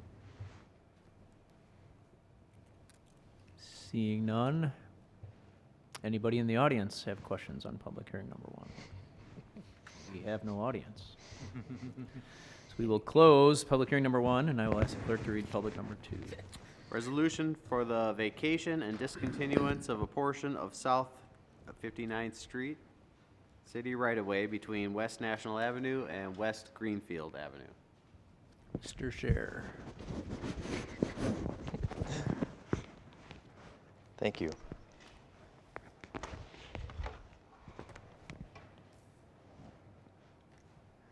This is the subject area of tonight's second public hearing. It's a portion of South 59th Street between National and Greenfield Avenue. And there was a public hearing on this matter back on the 21st of January to authorize the staff to proceed with a publication of a notice to abutting property owners on the 59th Street area. The abutting two abutting uses that would benefit directly from additional land area would be Kegel's Restaurant as well as the Public Table Restaurant on each side of 59th Street. The approximate area is about 62 feet wide by 113 feet long. And in terms of the overall process, in addition to that introductory public hearing that we had back on the 21st, there was a Planning Commission meeting the next day on the 22nd, followed by 3 consecutive notices within the official paper, and then culminating tonight at tonight's meeting for the final decision. This is the bird's eye aerial view of looking south down 59th Street from National Avenue. You'll note Kegel's Restaurant on the west side of 59th, Public Table on the east side. And then south of that, you have an alley followed by 3 residential, low-density residential homes on the east side of 59th, an auto body shop, and a single-family home on the west side of 59th, closer to Greenfield Avenue. This is the engineering drawing prepared back in December for the hearing, and basically just shows the technical specs of the area to be vacated. And you can see on the right side just some more recent pictures in the use of the street as it's been allowed in the past for various events, a beer garden in the summertime and an ice skating rink in the wintertime. So it's been very successful. The partnership between the 2 restaurants on either side of the street as well as the city is somewhat of a demonstration. Now, the owners of those restaurants have requested the street be vacated. It has as a sponsor. One of our alderpersons had sponsored this going forward, and so it is here tonight. The site concept that's been presented to the city staff, including engineering and so on, and planning, is this one here that we show on the screen. You can see the Kegels and Public Table in the darker color. Those are the buildings on each side of 59th Street National Avenue being on the right-hand side, 59th south. But the concept is to basically make more of a year-round use of this portion of 59th Street. It is a very small segment of street, and in vacating this, it would become a taxable property, and each business would have roughly 1/2 of 59th Street, the west half being that of Kegel's, the east half being that of the Public Table. And this concept basically shows some additional street trees being added within that, if it were to be vacated, private land area. They could either be in the form of a raised planter or something that's actually planted, soil amendments and so on within the surface. The applicants do intend to apply for an MMSD grant to, in the future, remove existing pavement and replace it with pavers or similar stormwater surface that would naturally attenuate the runoff into the ground and into the, beneath the surface into an engineered soil. That's a ways off yet. They have to, they're applying for that grant. That would be probably 2 years from now, maybe actually definitely more than a year. But the immediate plan would just be to make use of the existing paved surface as you've seen over the past year.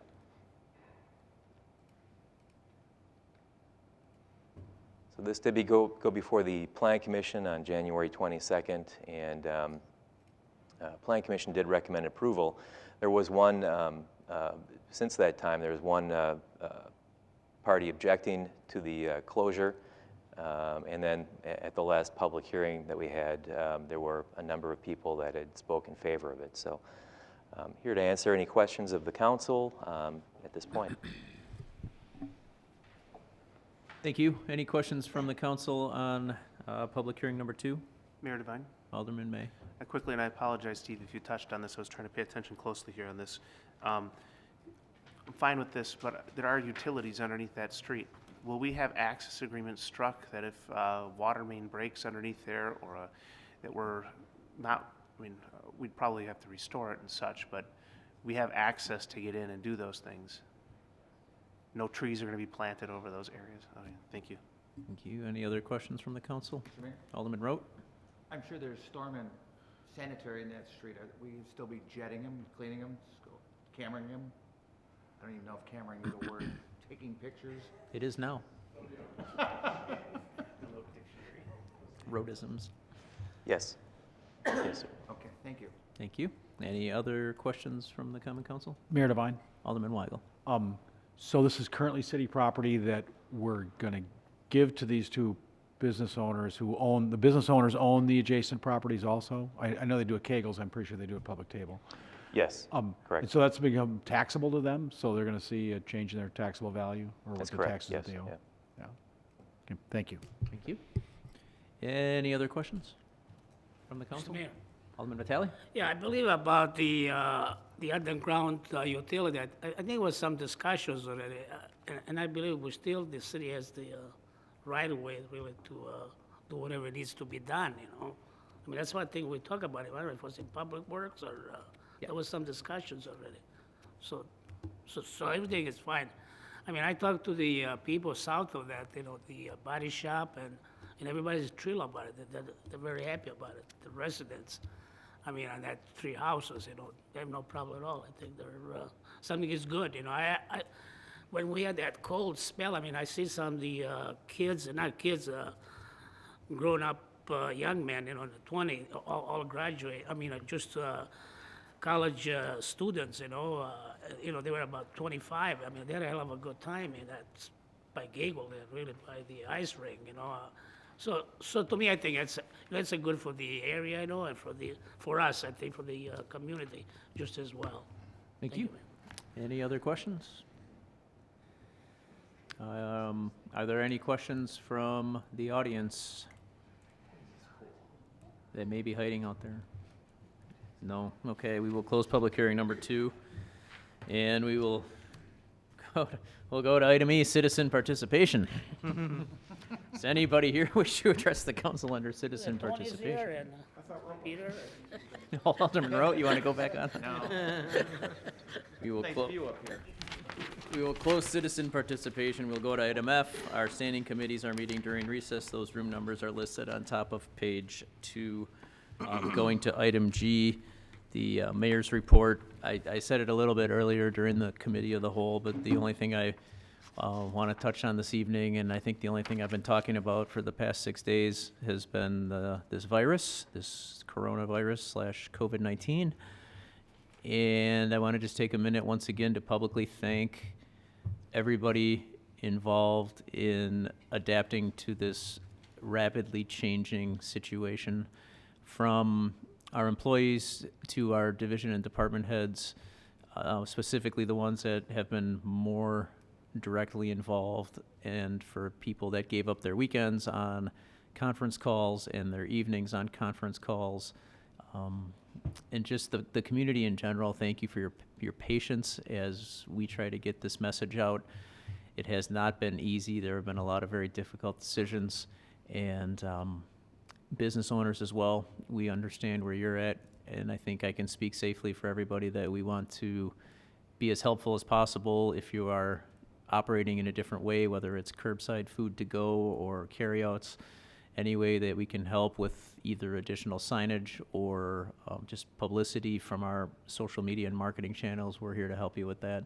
But it's really been impressive the way everybody has stepped up, and it's a reminder of what an incredible team we have around us as elected leaders, that we can rely on them and trust their expertise in getting us through these choppy waters. So that's all I have for the mayor's report tonight. Are there any reports from the alderpersons?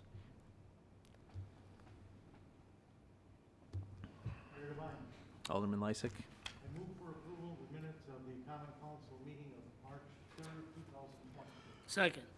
There's a motion with a second by Alderman Vitale. Are there any changes to the minutes? All in favor?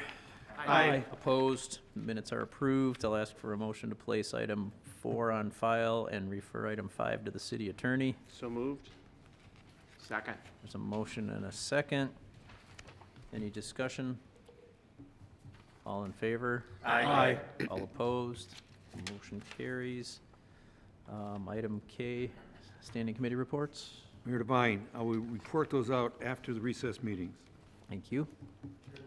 Mr. Mayor, just Attorney Decker?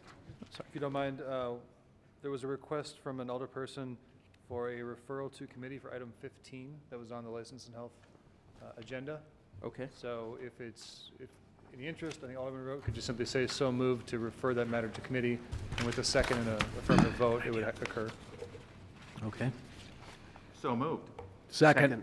There's a motion and a second. Back to committee. Then on the balance, or is that a vote? All in favor? Aye. Anybody opposed? Okay, the item is referred back to committee. Alderman Lysick. Second. There's a motion and a second. All in favor? Aye. Opposed? We are in recess.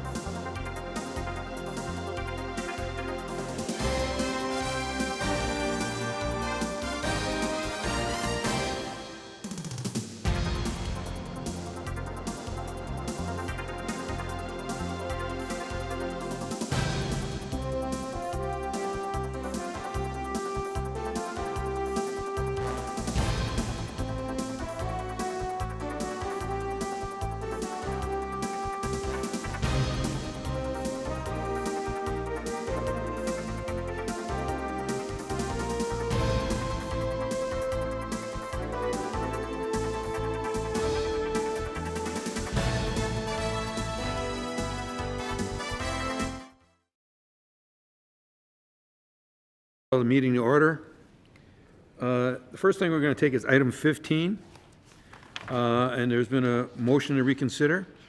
Could I have that motion to reconsider? I'll make a motion to reconsider item number 15. Second. Second. Is there any discussion? All in favor? Aye. Okay, on the item itself, we had voted 5-0 on this, but I think there was, Alderman Roach, you have something? Oh, I'm sorry. We voted 5-0 on this, but there was the question over the ticket. If you remember, in Pewaukee and stuff, which she did get a ticket, and she did pay the ticket, even though she couldn't remember anything in Chair. Pewaukee. Isn't this the one? Yes, same one. Away? Same one. Yes. So that's one of the issues. The other issue was that she told us she was dropped off by her brother. Right. And in looking at the camera, we saw her get into the driver's side and drive away. And so the reconsideration is basically because we don't feel that she's rehabilitated, seeing that she sat in front of us and lied. Is there any addition onto that? I'll make a motion to deny. Do I have a second?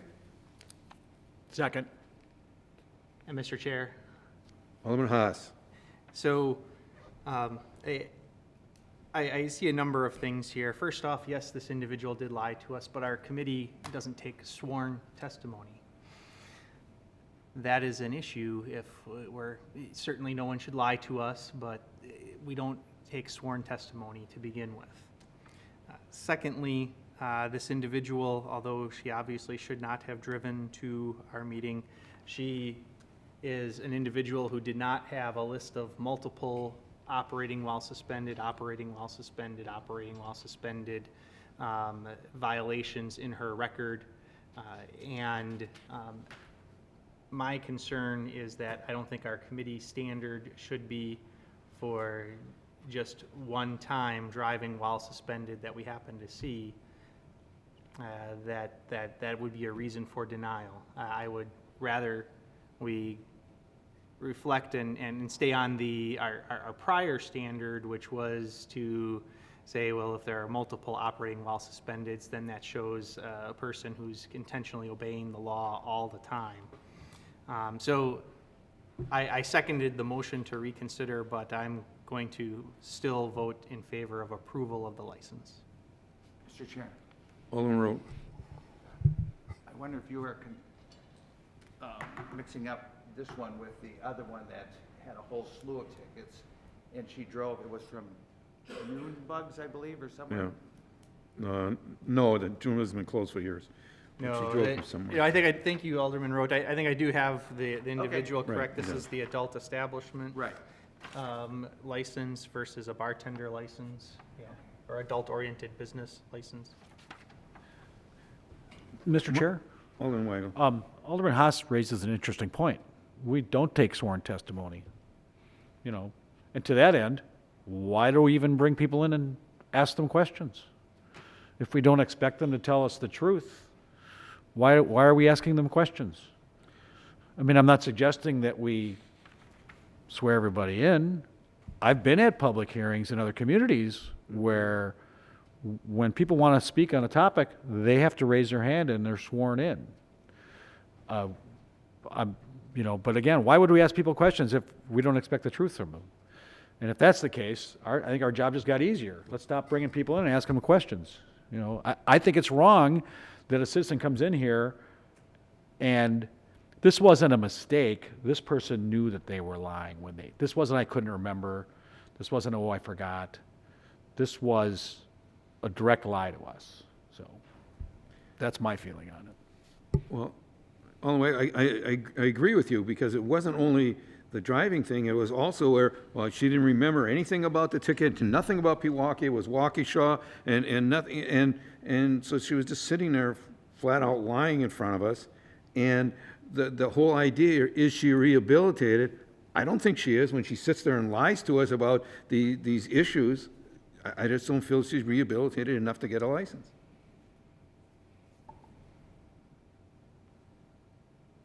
Is there any further discussion? The motion was to deny. All in favor? Aye. Anybody opposed? No. No. Motion carries. Okay, then we have item number 44. This petition to exceed quota by Wisconsin Pizza Authority, 1606 South 84th. So, what we have to do, the motion would be just to send it for a public hearing? I move we send this for a public hearing, Mr. Chair. Second. Is there any further discussion? All in favor? Aye. Anyone opposed? Motion carries. The next thing we have is item 45. Now, these people, we told them they do not have to appear because of the circumstances, but we will call them if you have any questions. This is for Camino Bar? This is the old Barzak's Piano Bar, and I think it was the Crimson Club. Crimson Club.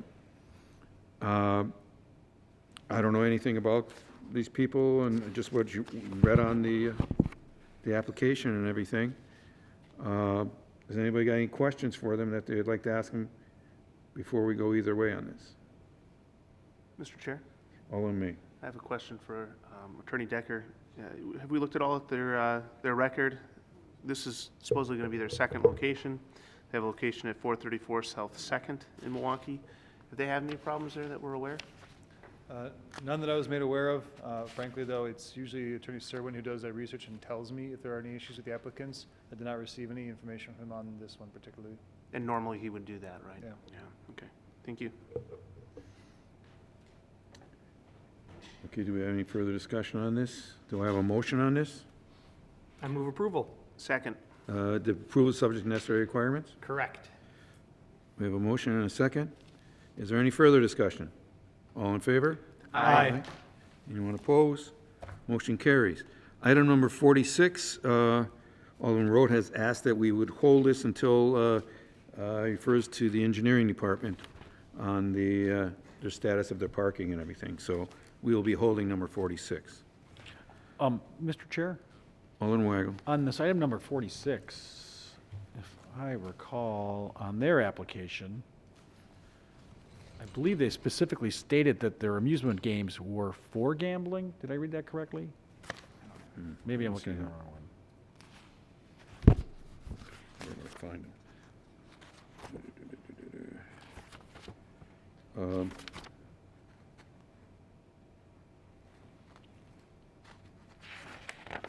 Do that. I'm paging through it right now. I'm sorry for the delay. Okay, yes. That is, this bar was using the video, whatever game called, for gambling. Yeah, they Only actually for wrote the gambling. words "for gambling" on their application. And Correct? marked it yes, yeah. Yes. I'm looking at the city attorney. Are they just being blatant here? Or? One of the strangest things in state law is this. Up to 5 gambling machines or less, the city does not investigate allegations of gambling. It has to be a state DOR agent that does it. So if they say that in the application, it still doesn't necessarily mean that we can do anything about it unless there's more than 5. Did it say 6? Didn't say, didn't give a number. Well, I'm looking on their check all licenses, amusement machines at $35 a piece. It says 6. So if there's 6, we're going to call the state? We can certainly at least look into it. I mean, if that's what they've got going right now. It's a current licensed premises, I believe, so Correct. Yeah. we could at least inspect it. Well, like I said, it's on the agenda. You want to discuss other things about it, we can, but we are holding it for a Okay. vote. But we were holding it for parking, but can we call the applicant in? We can do that, correct? Sure you can. Okay. The new chairman of licensing and health can. Yeah. Yeah, the So- number is 6. Did we already establish that in the Yes. application? Yeah. So it's another issue, and we can call them in next time. Alderman Road. Mr. Chair, I would like to say that the reason I'm asking engineering to look at this is with the new owner, or the past owners, one of the biggest complaints from the neighborhood was everybody at bar time just tearing down that alley, just with no regard for speed and everything like that. And I want everybody to know that we just denied that liquor store last meeting because their only exit was Into an alley. the alleys, and that's this bar's only exit. So, Okay. So then leaves us with 47, ordinance to amend section 63.6.03, the city municipal code concerning alcohol consumption in public places. I move approval. Second.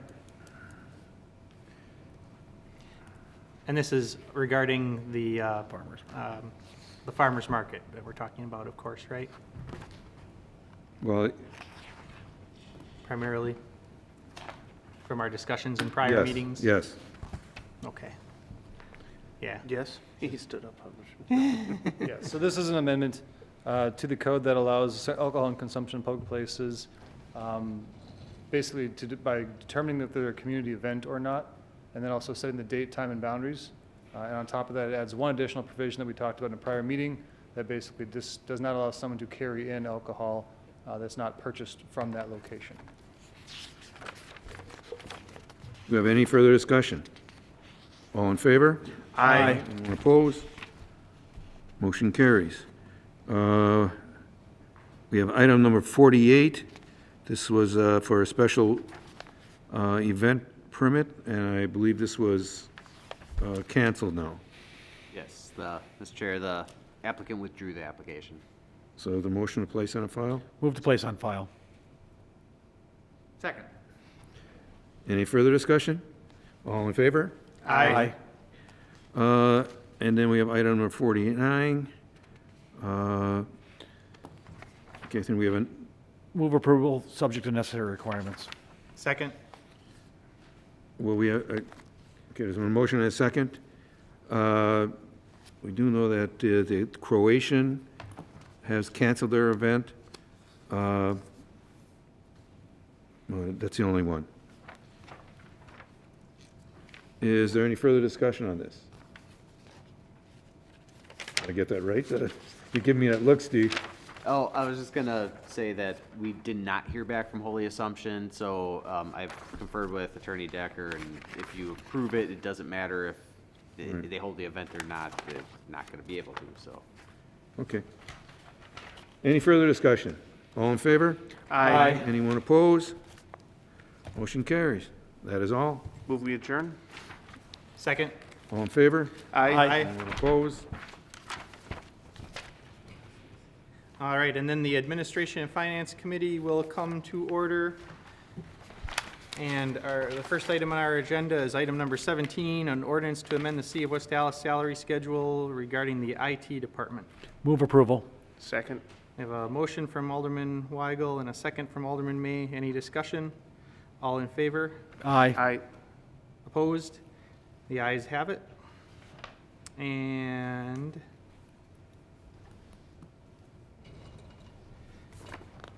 item 18 is resolution amending the 2020 schedule of fees for the City of West Dallas, various engineering-related fees. Move approval. Second. A motion and a second. Any discussion? All in favor, say aye. Aye. Opposed? Ayes have it. Item 19, resolution approving the terms and conditions of an economic development loan to Carrie's Krispies. No, move approval. We have a motion from Alderman May. Patrick, yeah. Can I have a Second. And a second from Alderman Weigel. Mr. Let's Chair? discuss it. Patrick, Yeah. well, I can discuss it. Patrick isn't here right now. He, what this is Carrie's Krispies is moving into the former Pickle House on Beecher Street. And we're going to give her not give, it is a loan. That's the wrong term. $67,500 from our block grant money. The city is pairing with another lender that is to be determined to give, which will give the other half of the loan.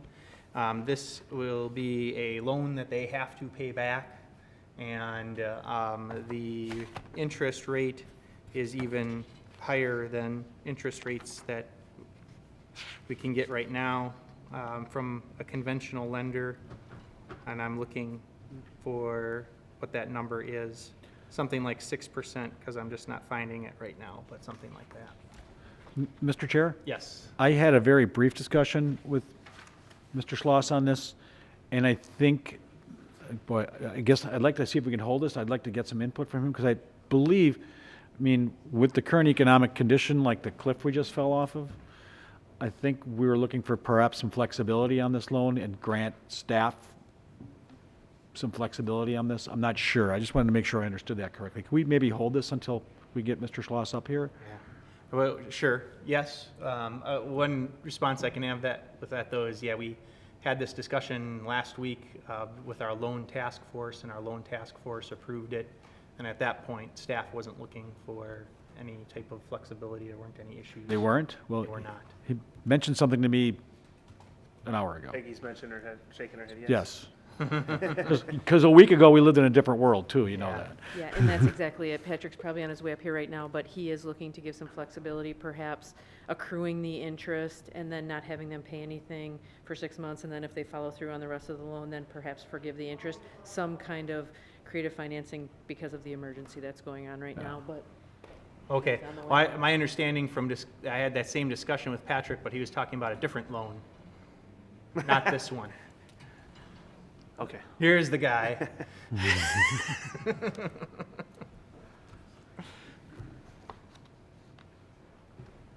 Hope you're not out of breath. Downstairs that we for a made you- TIF discussion. Go ahead. Do you have a question? So, yeah, go ahead, Alderman Weigel. Yeah, on item number 19 on our agenda, the Carrie's Krispies deal, were you looking for a little more flexibility on this? Yes, if anything, just to make it for a period of 6 months, just interest only, or lower the interest rate. The only reason being is it's a business that depends on events taking place, weddings, farmers markets. They can go into online sales. I called the owner during the break, and they said, yes, we can go to online. We'll have retail, we're in food. People are always going to eat. But I just think with all the events, we need some flexibility. So I'm recommending a period of interest only for 6 months. Do you need us to amend that? Or? Amend the commitment. Okay. I'll make an amendment. So no adjustment on the interest rate then? Not yet, no. Okay. Just Right. interest only for 6 months, and we can even what's the term I was looking for? Accrue. Accrue the interest rate during that period of time. They're buying a piece of real estate. We need to get them situated in that building, and then we got to help them get their sales up. Yeah. I'll make an amendment to make it interest only and accrue the interest rate for a period of 6 months on that. Can I have a second on that? Second. Okay, and so on the amendment, we'll vote on the amendment, and then we'll vote on the whole thing. On the amendment, all in favor, say aye. Aye. Opposed? The ayes have it. And then in favor, or on the resolution as adopted.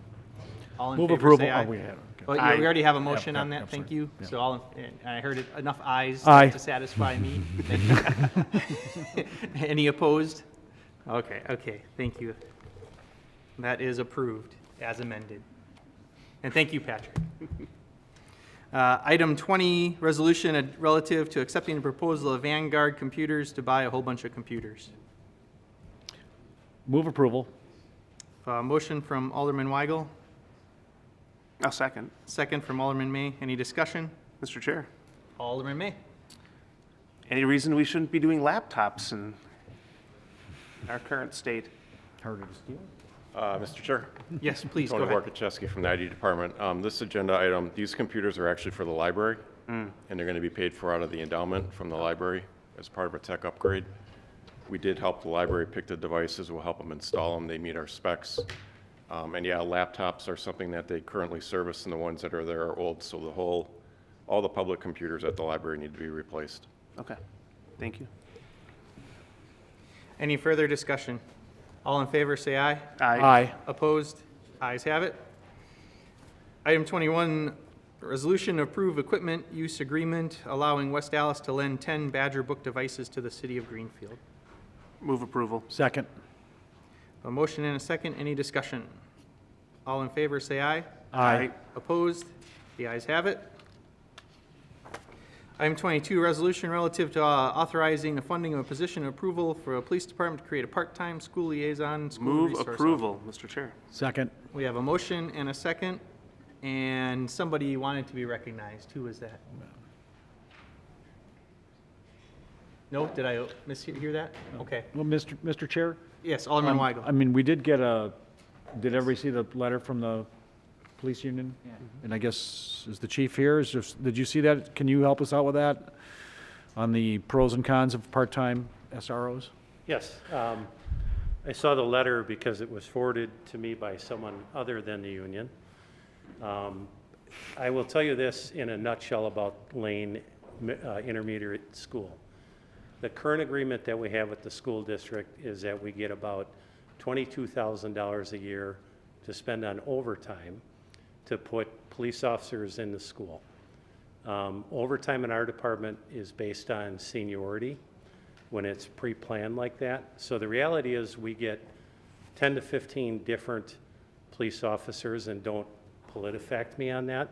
It could be 9, it could be 18, but we get a variety of different police officers that go to the school and perform the function of a part-time SRO. The proposal that you have in front of you would get the same person in the building far more than we currently put a police officer in the building on overtime. So some of the things that were pointed out in the email from the union were that we would not likely find a person qualified to do the job. When we do the recruitment, we believe that we will find someone that is qualified. We believe that right now in the law enforcement community in southeast Wisconsin, there very likely is a male police officer that's got a wife that's doing very well, or a female police officer that's got a husband that's doing very well, or whatever their life situation might be, where they have kids, and they're looking to essentially have a school schedule, so they're off when their kids are off, but they still want to have meaningful work to do. So what I will tell you, if we do a job posting and we don't get anyone that is qualified to fill the position, we will not fill the position. One of the conversations that I had with the Police and Fire Commission when I first arrived in town was I am not interested in minimally qualified people. Other cities can hire the minimally qualified, and we'll hire excellent candidates. So if we find ourselves in a position that we don't think we've got a qualified applicant for the job, we won't fill it. I believe that we will get a qualified applicant. Another thing that was pointed out in the email was that because it's a part-time position, it would be very difficult to provide that person with training and still expect them to have a level of expertise in the school. I will point out to you that the current situation that we have is many different police officers in the school, none of them, or maybe some of them, forming relationships with the kids and with the teachers and the administrators if they're there enough. What we're offering is a solution that is revenue neutral to the city. The school district has agreed, now obviously they'd have to follow it up with formal agreement, to pay the entire cost of the program. So we would not bring the proposal to you if we didn't think we would get a qualified person, and we also would not bring it to you if we did not think it would improve the situation in the school. Even if it's 30 hours a week or 25 hours a week or whatever it works out to, it will be the same person in that school, which is far superior to what we currently have. And Mr. Chair? Alderman May. Just want to add on that, when we say 8 to 18 or 10, whatever that number may be, officers in there, it's not every day. Correct. And if it is, it's only for a couple hours for the days that they are there. And so Lane has had some issues this past semester with behavioral issues, and In talking to the principal, the current interim principal, who took over starting the second semester here, he indicated, he came from Frank Lloyd Wright. He indicated the value of having that one officer there all the time, the continuity, just like you said, in terms of forming relationships with students. There's certain students they know to watch for, stop problems before they start. And I also want to point out quickly that one of the reasons we have to do this as a part-time is because of expenditure restraint. This will be an exemption to expenditure restraint as a part-time position, which is what the school district's willing to pay for. But if we were to make this a full-time, we would have to go either above expenditure restraint or cut costs somewhere else, and we don't have that flexibility. So that's another reason to keep it part-time. So many benefits to doing this, and I thank Alderman Haas for co-sponsoring this. And yeah. I thank Alderman May for doing all the work on this. I was the chief and Chief Botch. And then allowing me to put my name on it. And I will point out, we do get great feedback from the officers that are currently going there. We will get better feedback if it's the same person every day. So. We have a motion and a second. Any further discussion? All in favor say aye. Aye. Opposed? The ayes have it. Item 23, resolution to buy 2 police cars. Move approval. Second.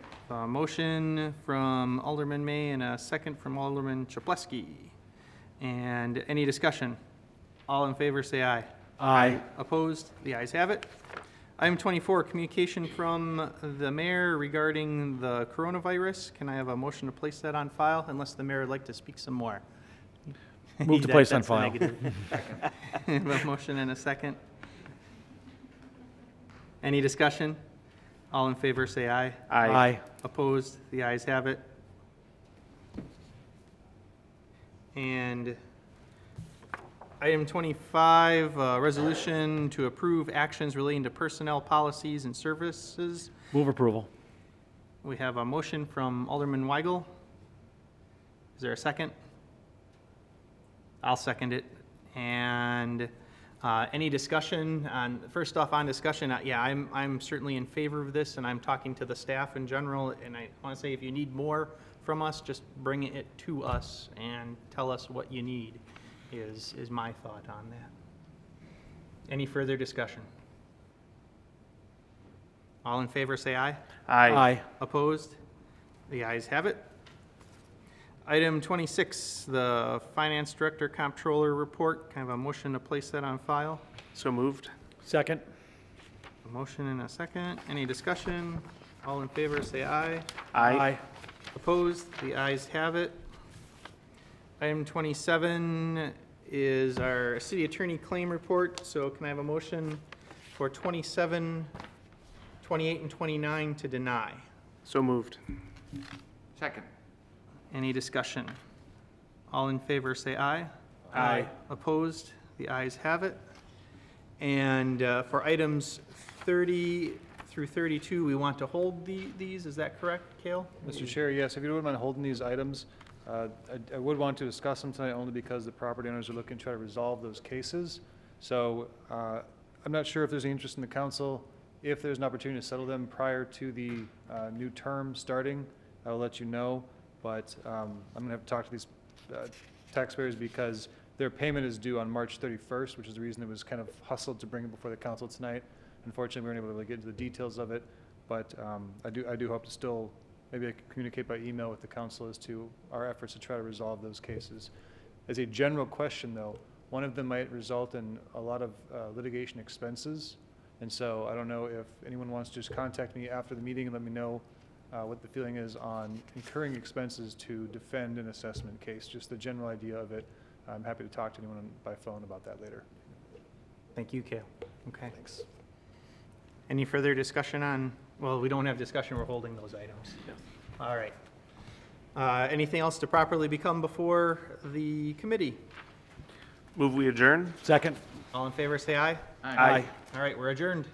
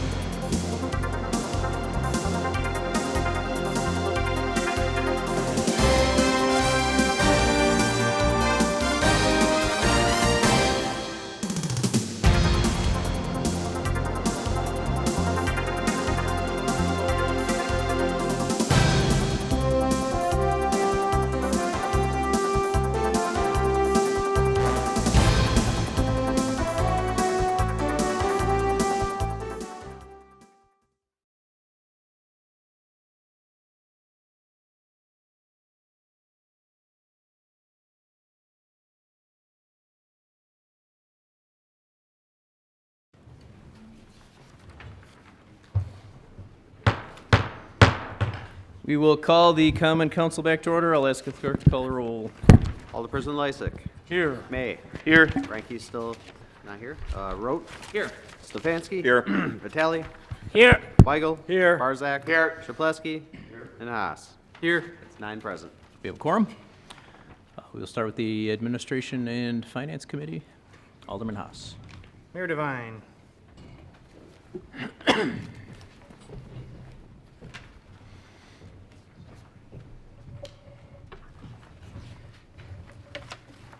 The administration, yeah.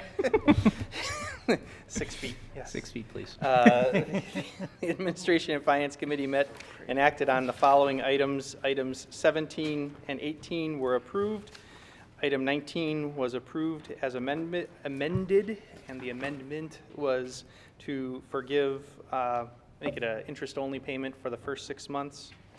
And item 20 was approved. 21, 22, 23 were all approved. 24 was placed on file. 25 was approved. And 26 was placed on file. 27, 28, 29 denied. And that's our report. I move for approval of the Administration and Finance Committee report. Second. There's a motion and a second, and a lawyer standing up there. Mr. Mayor, for number 19, I believe the amendment was to make it interest only, but also accrue those payments rather than making them. So the interest will simply accrue for 6 months at its standard rate, and no payments will be due for those 6 months. Yes, thank you, Okay. Attorney Kale. Thank you. Any other discussion? Mr. Clerk, please call the roll. Alderperson Lysick. Aye. May. Aye. Rote. Aye. Stefanski. Aye. Vitale. Aye. Weigel. Aye. Barzak. Aye. Shaplesky. Aye. And Haas. Aye. That's 9 yeses. Motion carries. Thank you, Mayor Devine. Thank you. Next up, we have the Public Works Committee, Alderman Barzak. All right. That's right.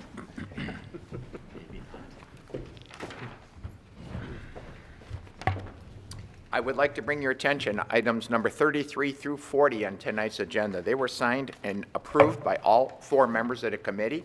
I move for adoption of the committee's report. Second. There's a motion and a second. Is there any discussion? Mr. Clerk, please call the roll. Alderperson Lysick. Aye. May. Aye. Rote. Aye. Stefanski. Aye. Vitale. Aye. Weigel. Aye. Barzak. Aye. Shaplesky. Aye. And Haas.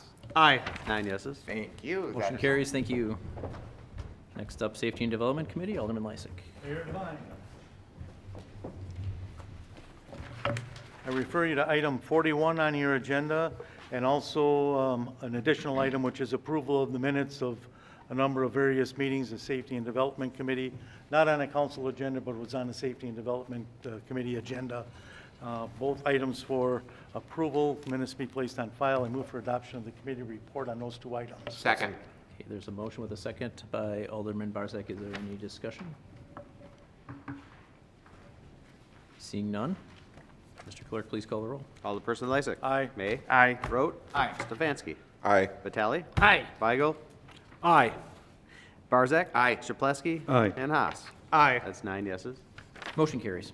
Then we have item 42 on your agenda. It's a Here's mine. resolution approving an affordable housing extension through Tax Incremental District Number 9, Pioneer Neighborhood, to benefit affordable housing and improve housing stock within the city of West Allis, acted upon favorably by 3 members of the committee, 1 member voting no and 1 member excused. Mayor Devine. Move for adoption of the committee report on that item. Second. There's a motion and a second by Alderman Barzak and Alderman Chaplesky. I'd like to make a motion or change it out of order, that we can do number 43 ahead of number 42. This is already reported out and moved on.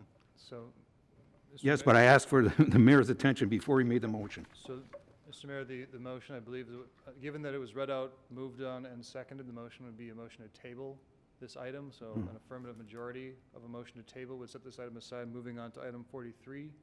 And then at that point in time, the chair of the committee could make another motion for 43. Council could vote on it, then take 42 back off the table and vote on that later.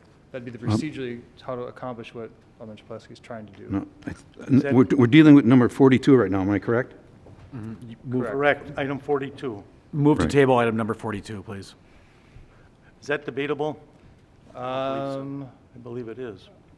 believe it, I'm not sure. Do you remember that one, Steve? I will motion to table. Haven't used this for a while. I don't believe a motion to table is debatable, but I'll double check that, Steve, if you don't mind. It says it shall be determined without debate.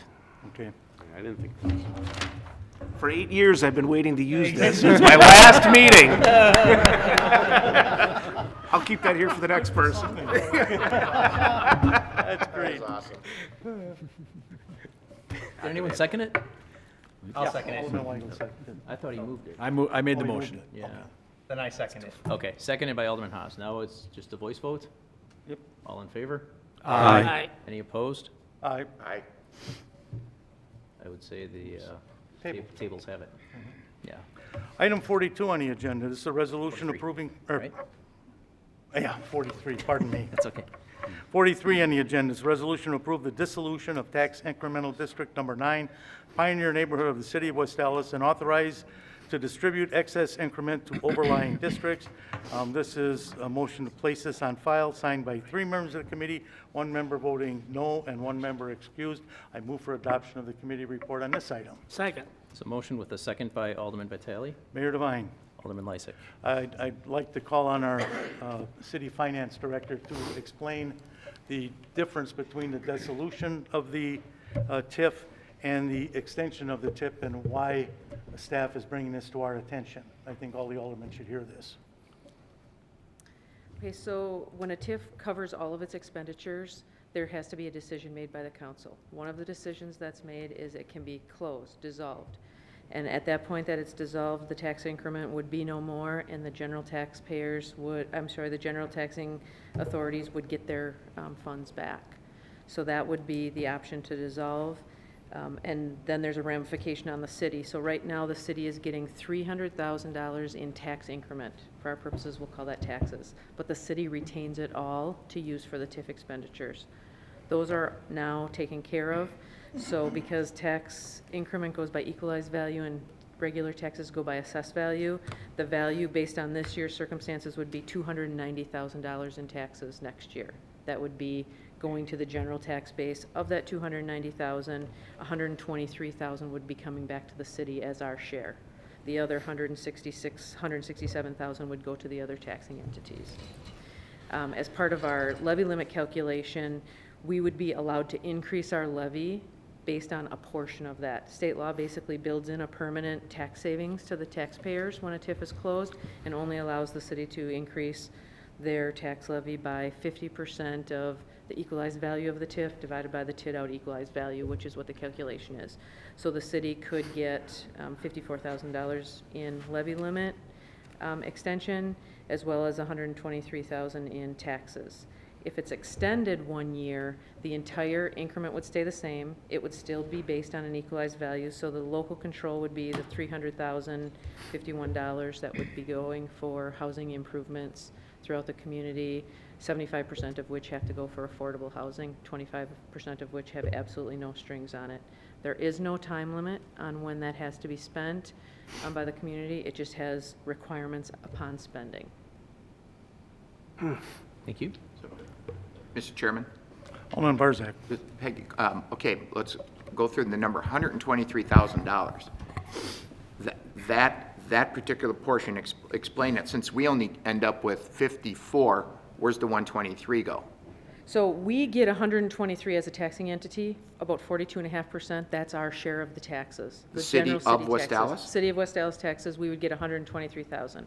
But we can't use it. But we can't use it all. We can only use, the calculation is 50% of the equalized value of that TIF divided by the TID out equalized value, which means 54.9 is what we would get to increase our value. So that would be a built-in tax savings to the taxpayers of almost 69,000, and that's required by state law. Where does the remainder go? The other, let me subtract 123 from 54. That would go back to the other taxing entities as part of the general tax rate. Yes, exactly. That's what I was after. So the 123,000 total, the city of West Allis, but the county gets a portion, the school gets a portion, MATC gets a portion, et cetera, and we end up with 54,000, correct? No. So 290 is the total taxes. Right. So the city gets 123 of it. All the other taxing entities collectively get 167,000 of it.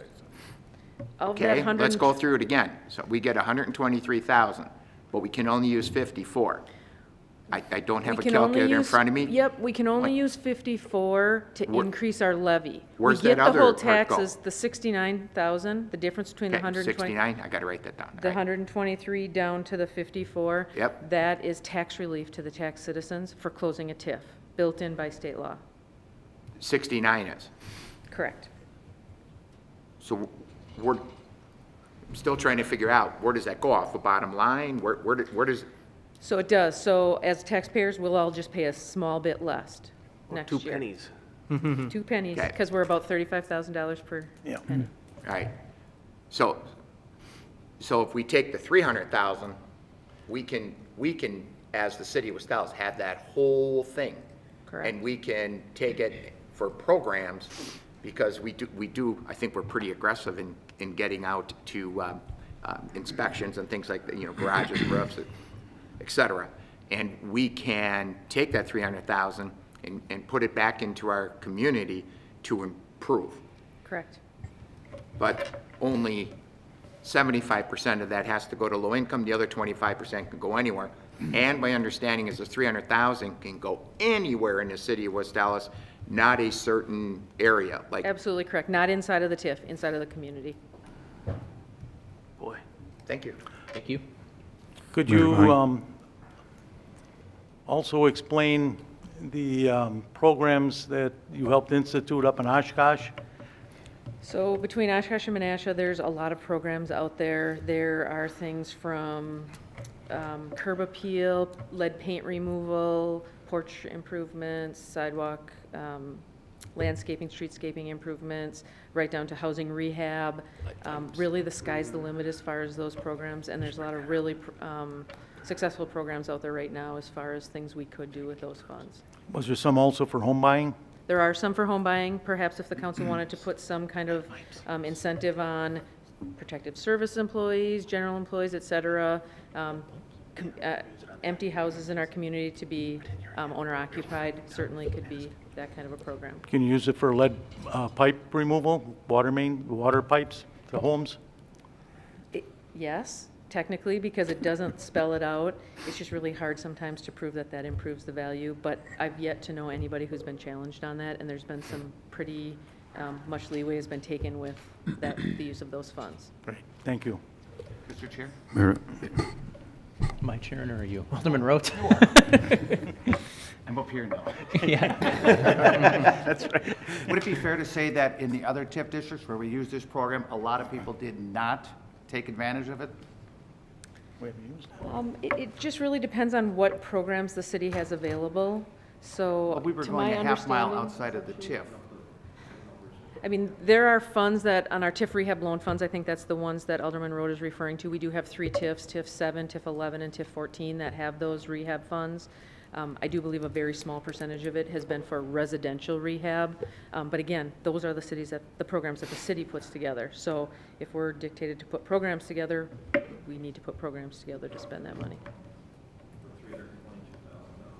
31 homes for over $320,000 is what we've done recently. In a small area.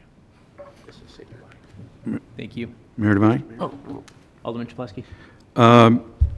One thing I haven't heard yet, the Community Development Authority heard all the information that Peggy had said and voted 4-2 to dissolve the TIF, just so long as everybody knows. We create these TIFs, you know, obviously to help the community at a great cost, and I think when we can end the TIF before it was supposed to end, we're showing the people that we're doing what we said we're going to do. When this TIF is paid off, this is going to end, the money's going to come back to the city of West Allis. Not only to mention that it's next to impossible to raise our levy limit on everything. Everybody knows that, and here we can do it. So I think that we should be voting in favor of doing what we said and vote to dissolve this TIF. Mayor Devine? Thank you, Alderman Stefanski. So, just remind me here, we asked all the departments across the city for this next year to cut expenses by 5%, correct?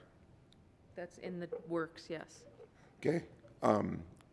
We have $54,000 that could be coming back to the city budget, which could take care of some of that money, correct? Correct. So if we stay with the TIF, that money doesn't come back to us to be able to use towards the budget, correct? It would be 1 year delayed, correct. Okay, all right, thank you. Thank you. Mr. Chair? or Alderman Mr. Mayor. Weigel. How old is this TIF?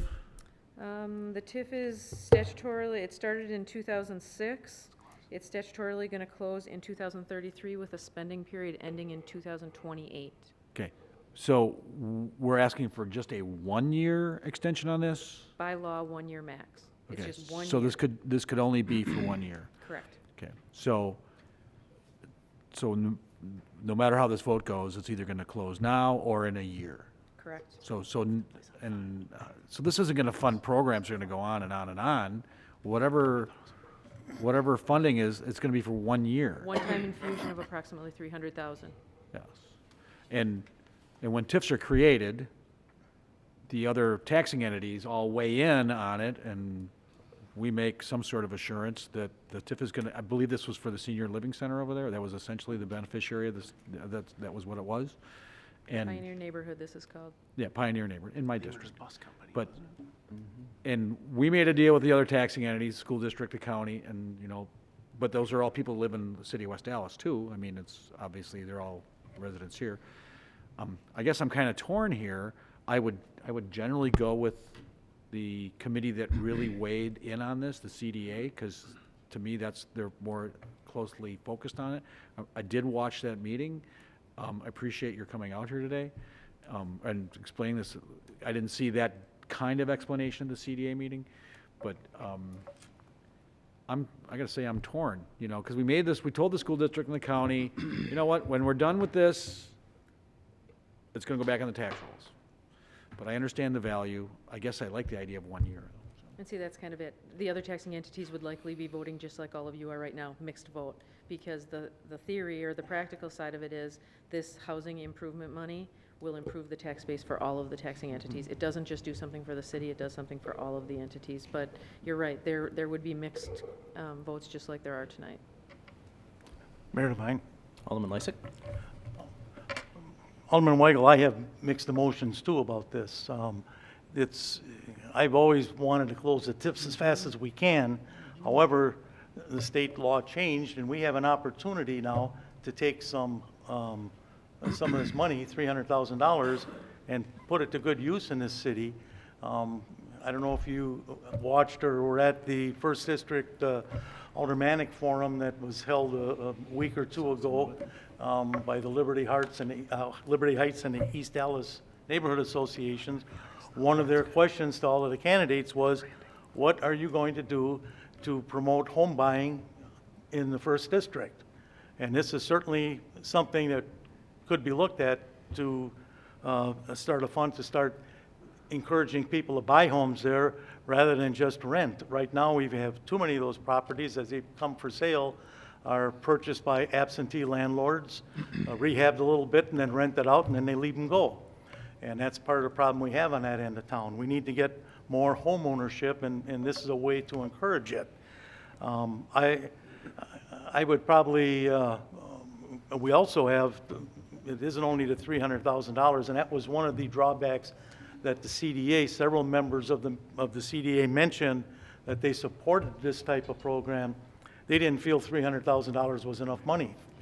They felt that they wanted to wait till a later TIF came when we might get $1 million or something to spend over a year, to hold for a year to do this program. So it wasn't that they were opposed to the program. They just felt that the $300,000 wasn't enough to really make an impact.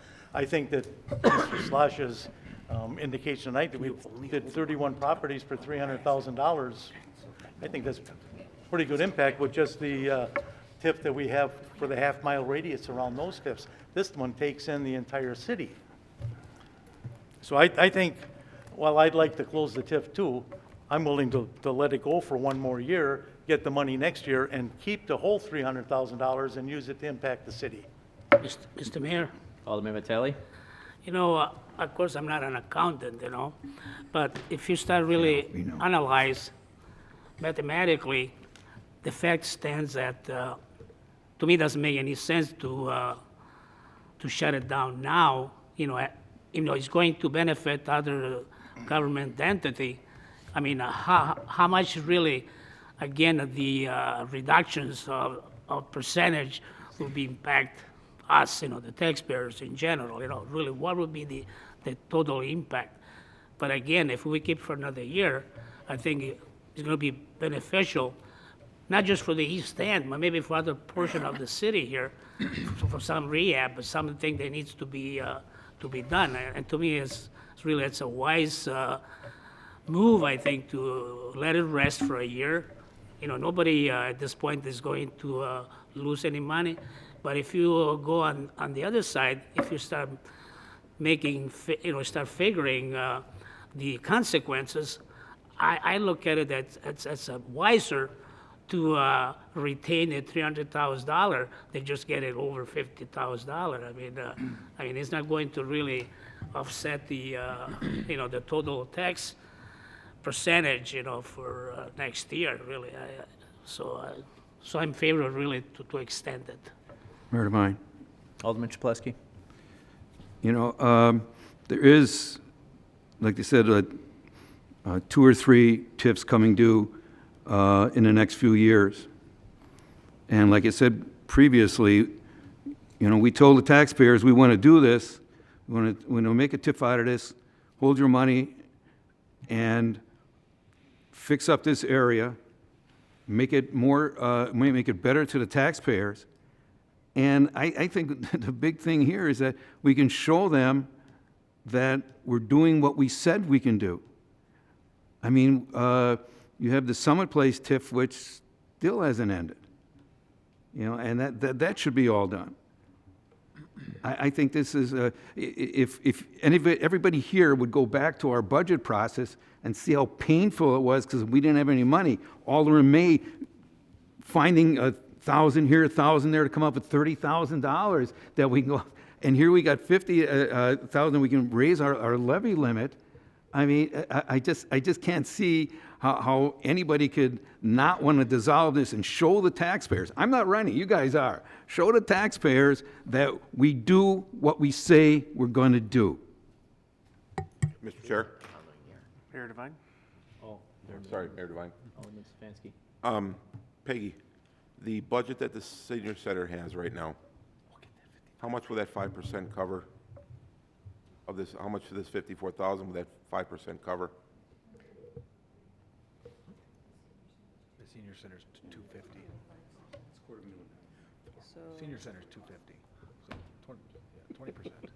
the senior center budget is, 253, so 20%. that would be like $12,000. Okay. Mayor Devine? Alderman May. And Peggy, while you're up, again, after 1 year, this 55,000 would still come back to us then. Correct. So to me, this seems like a no-brainer. I mean, you close out a TIF when the city's extracted the maximum value of it for the taxpayer. It seems like 42 to me seems like the maximum value that we could achieve for the city in terms of what we can do for the citizens of the community. And in a year, it has to be closed out anyway, and then we'll get that 55. I mean, that $290,000 could be used to offset some other expenses that next year that we would have had to have levied for and not been able to levy for The with the 123, 55. but yes, the Yeah. 123, yep. So It's a one-time this bump seems in like the levy simple limit. math. I mean, let me ask you this, and I know this, if you don't feel comfortable asking, but from a city finance perspective, which of these two makes the most sense?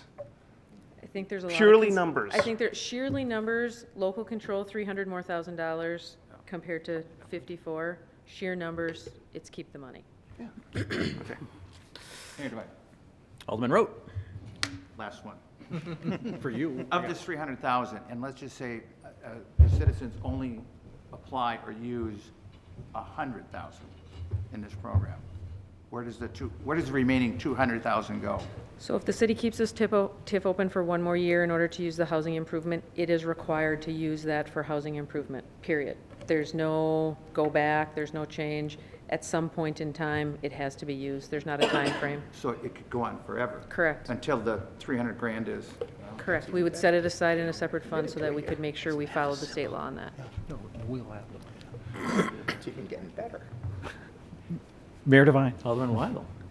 So are we just going to make this our new policy that every TIF we're just going to stretch out an extra year because it's the best thing, we decide it's the best thing for our taxpayers?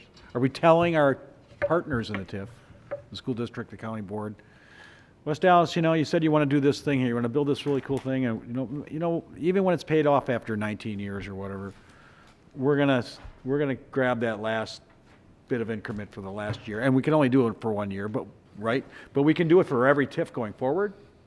We can do it on all of our TIFs?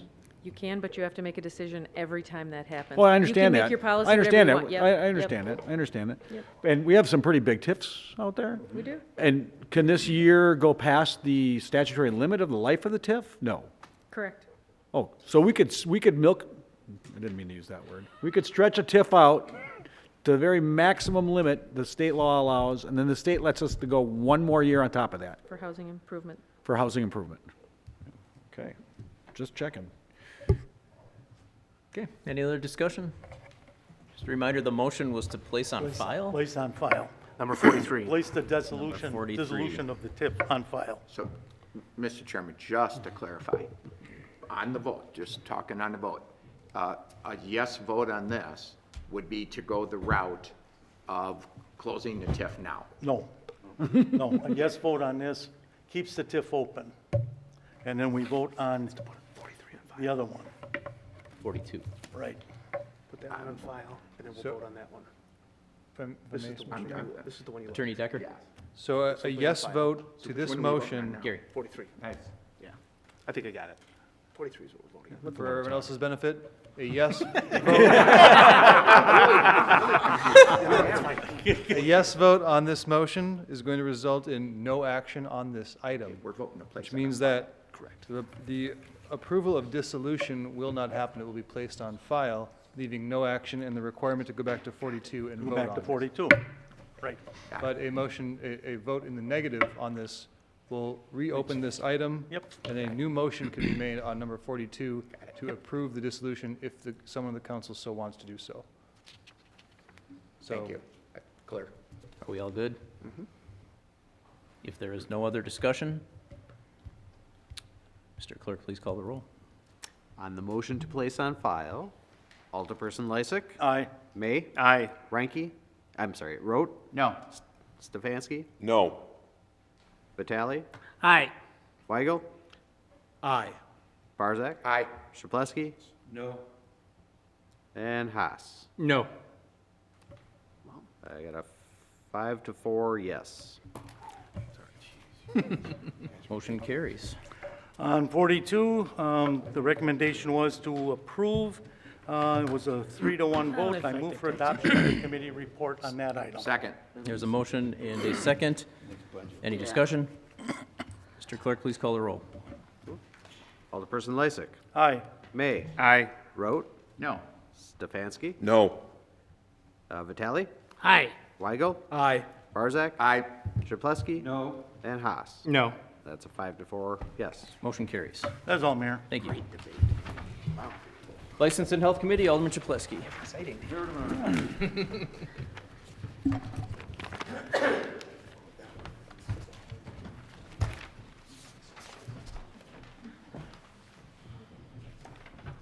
Okay, these, I'm doing 15, 16.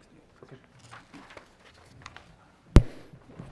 I'd like to everyone's attention to item number 6 through 14, 44, 45, and 47 through 49, tonight's agenda.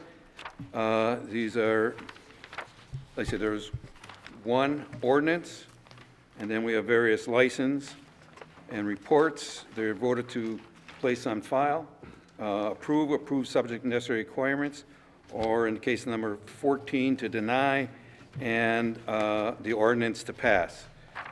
They're voted for by 5 members of committee. I'd like to move for the adoption of the committee's report, this portion. Second.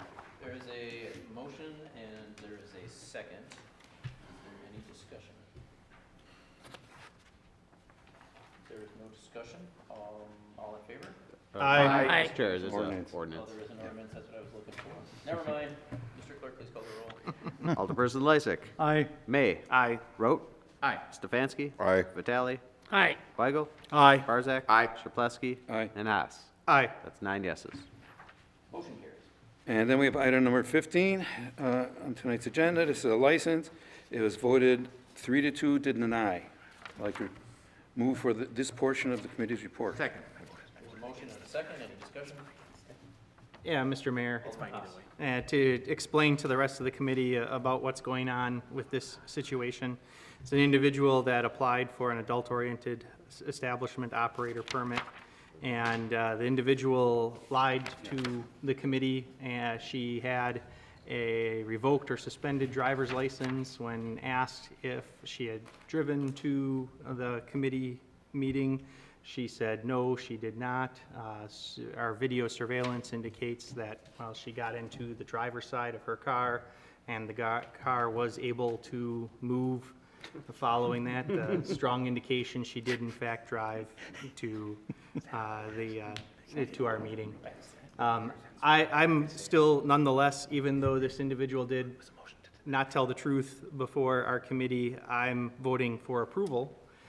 The reason for that is that historically our committee has denied folks who have operating while suspension or operating after revocation violations when they have multiple violations for operating after suspension, operating after revocation.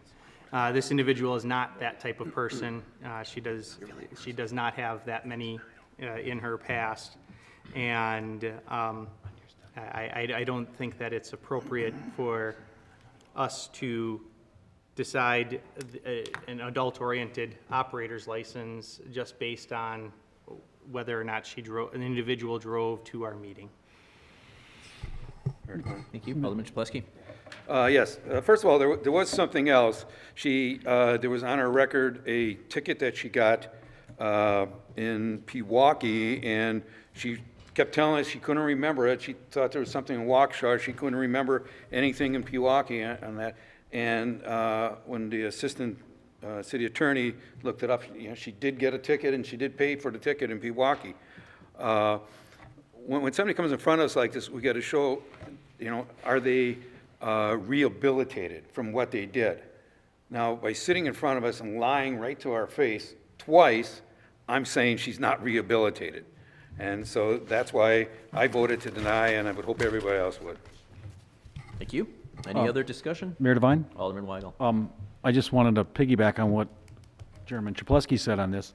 And that ticket that she got in Pewaukee was not a traffic ticket. It was about operating, or something about unlicensed escort service, which goes directly to the nature of this business. This was not a traffic ticket that she forgot about. And she said that, she told us that she went to the Waukesha courthouse and they couldn't find any record of the ticket and da-da-da-da-da, and she had no familiarity with Pewaukee. And again, when the city attorney's office investigated it, he found the ticket was issued and she did pay it. So, and again, that ticket was not a traffic ticket. It had to do with an escort. So, directly related to adult-oriented establishment operator permit. Thank you. Any other discussion? Mr. Clerk, please call the roll. I just sorry, want to Alderman clarify, Lysick. a yes vote is to deny the license? Thank you. Alderperson Lysick. Aye. May. Aye. Rote. Aye. Stefanski. Aye. Vitale. Aye.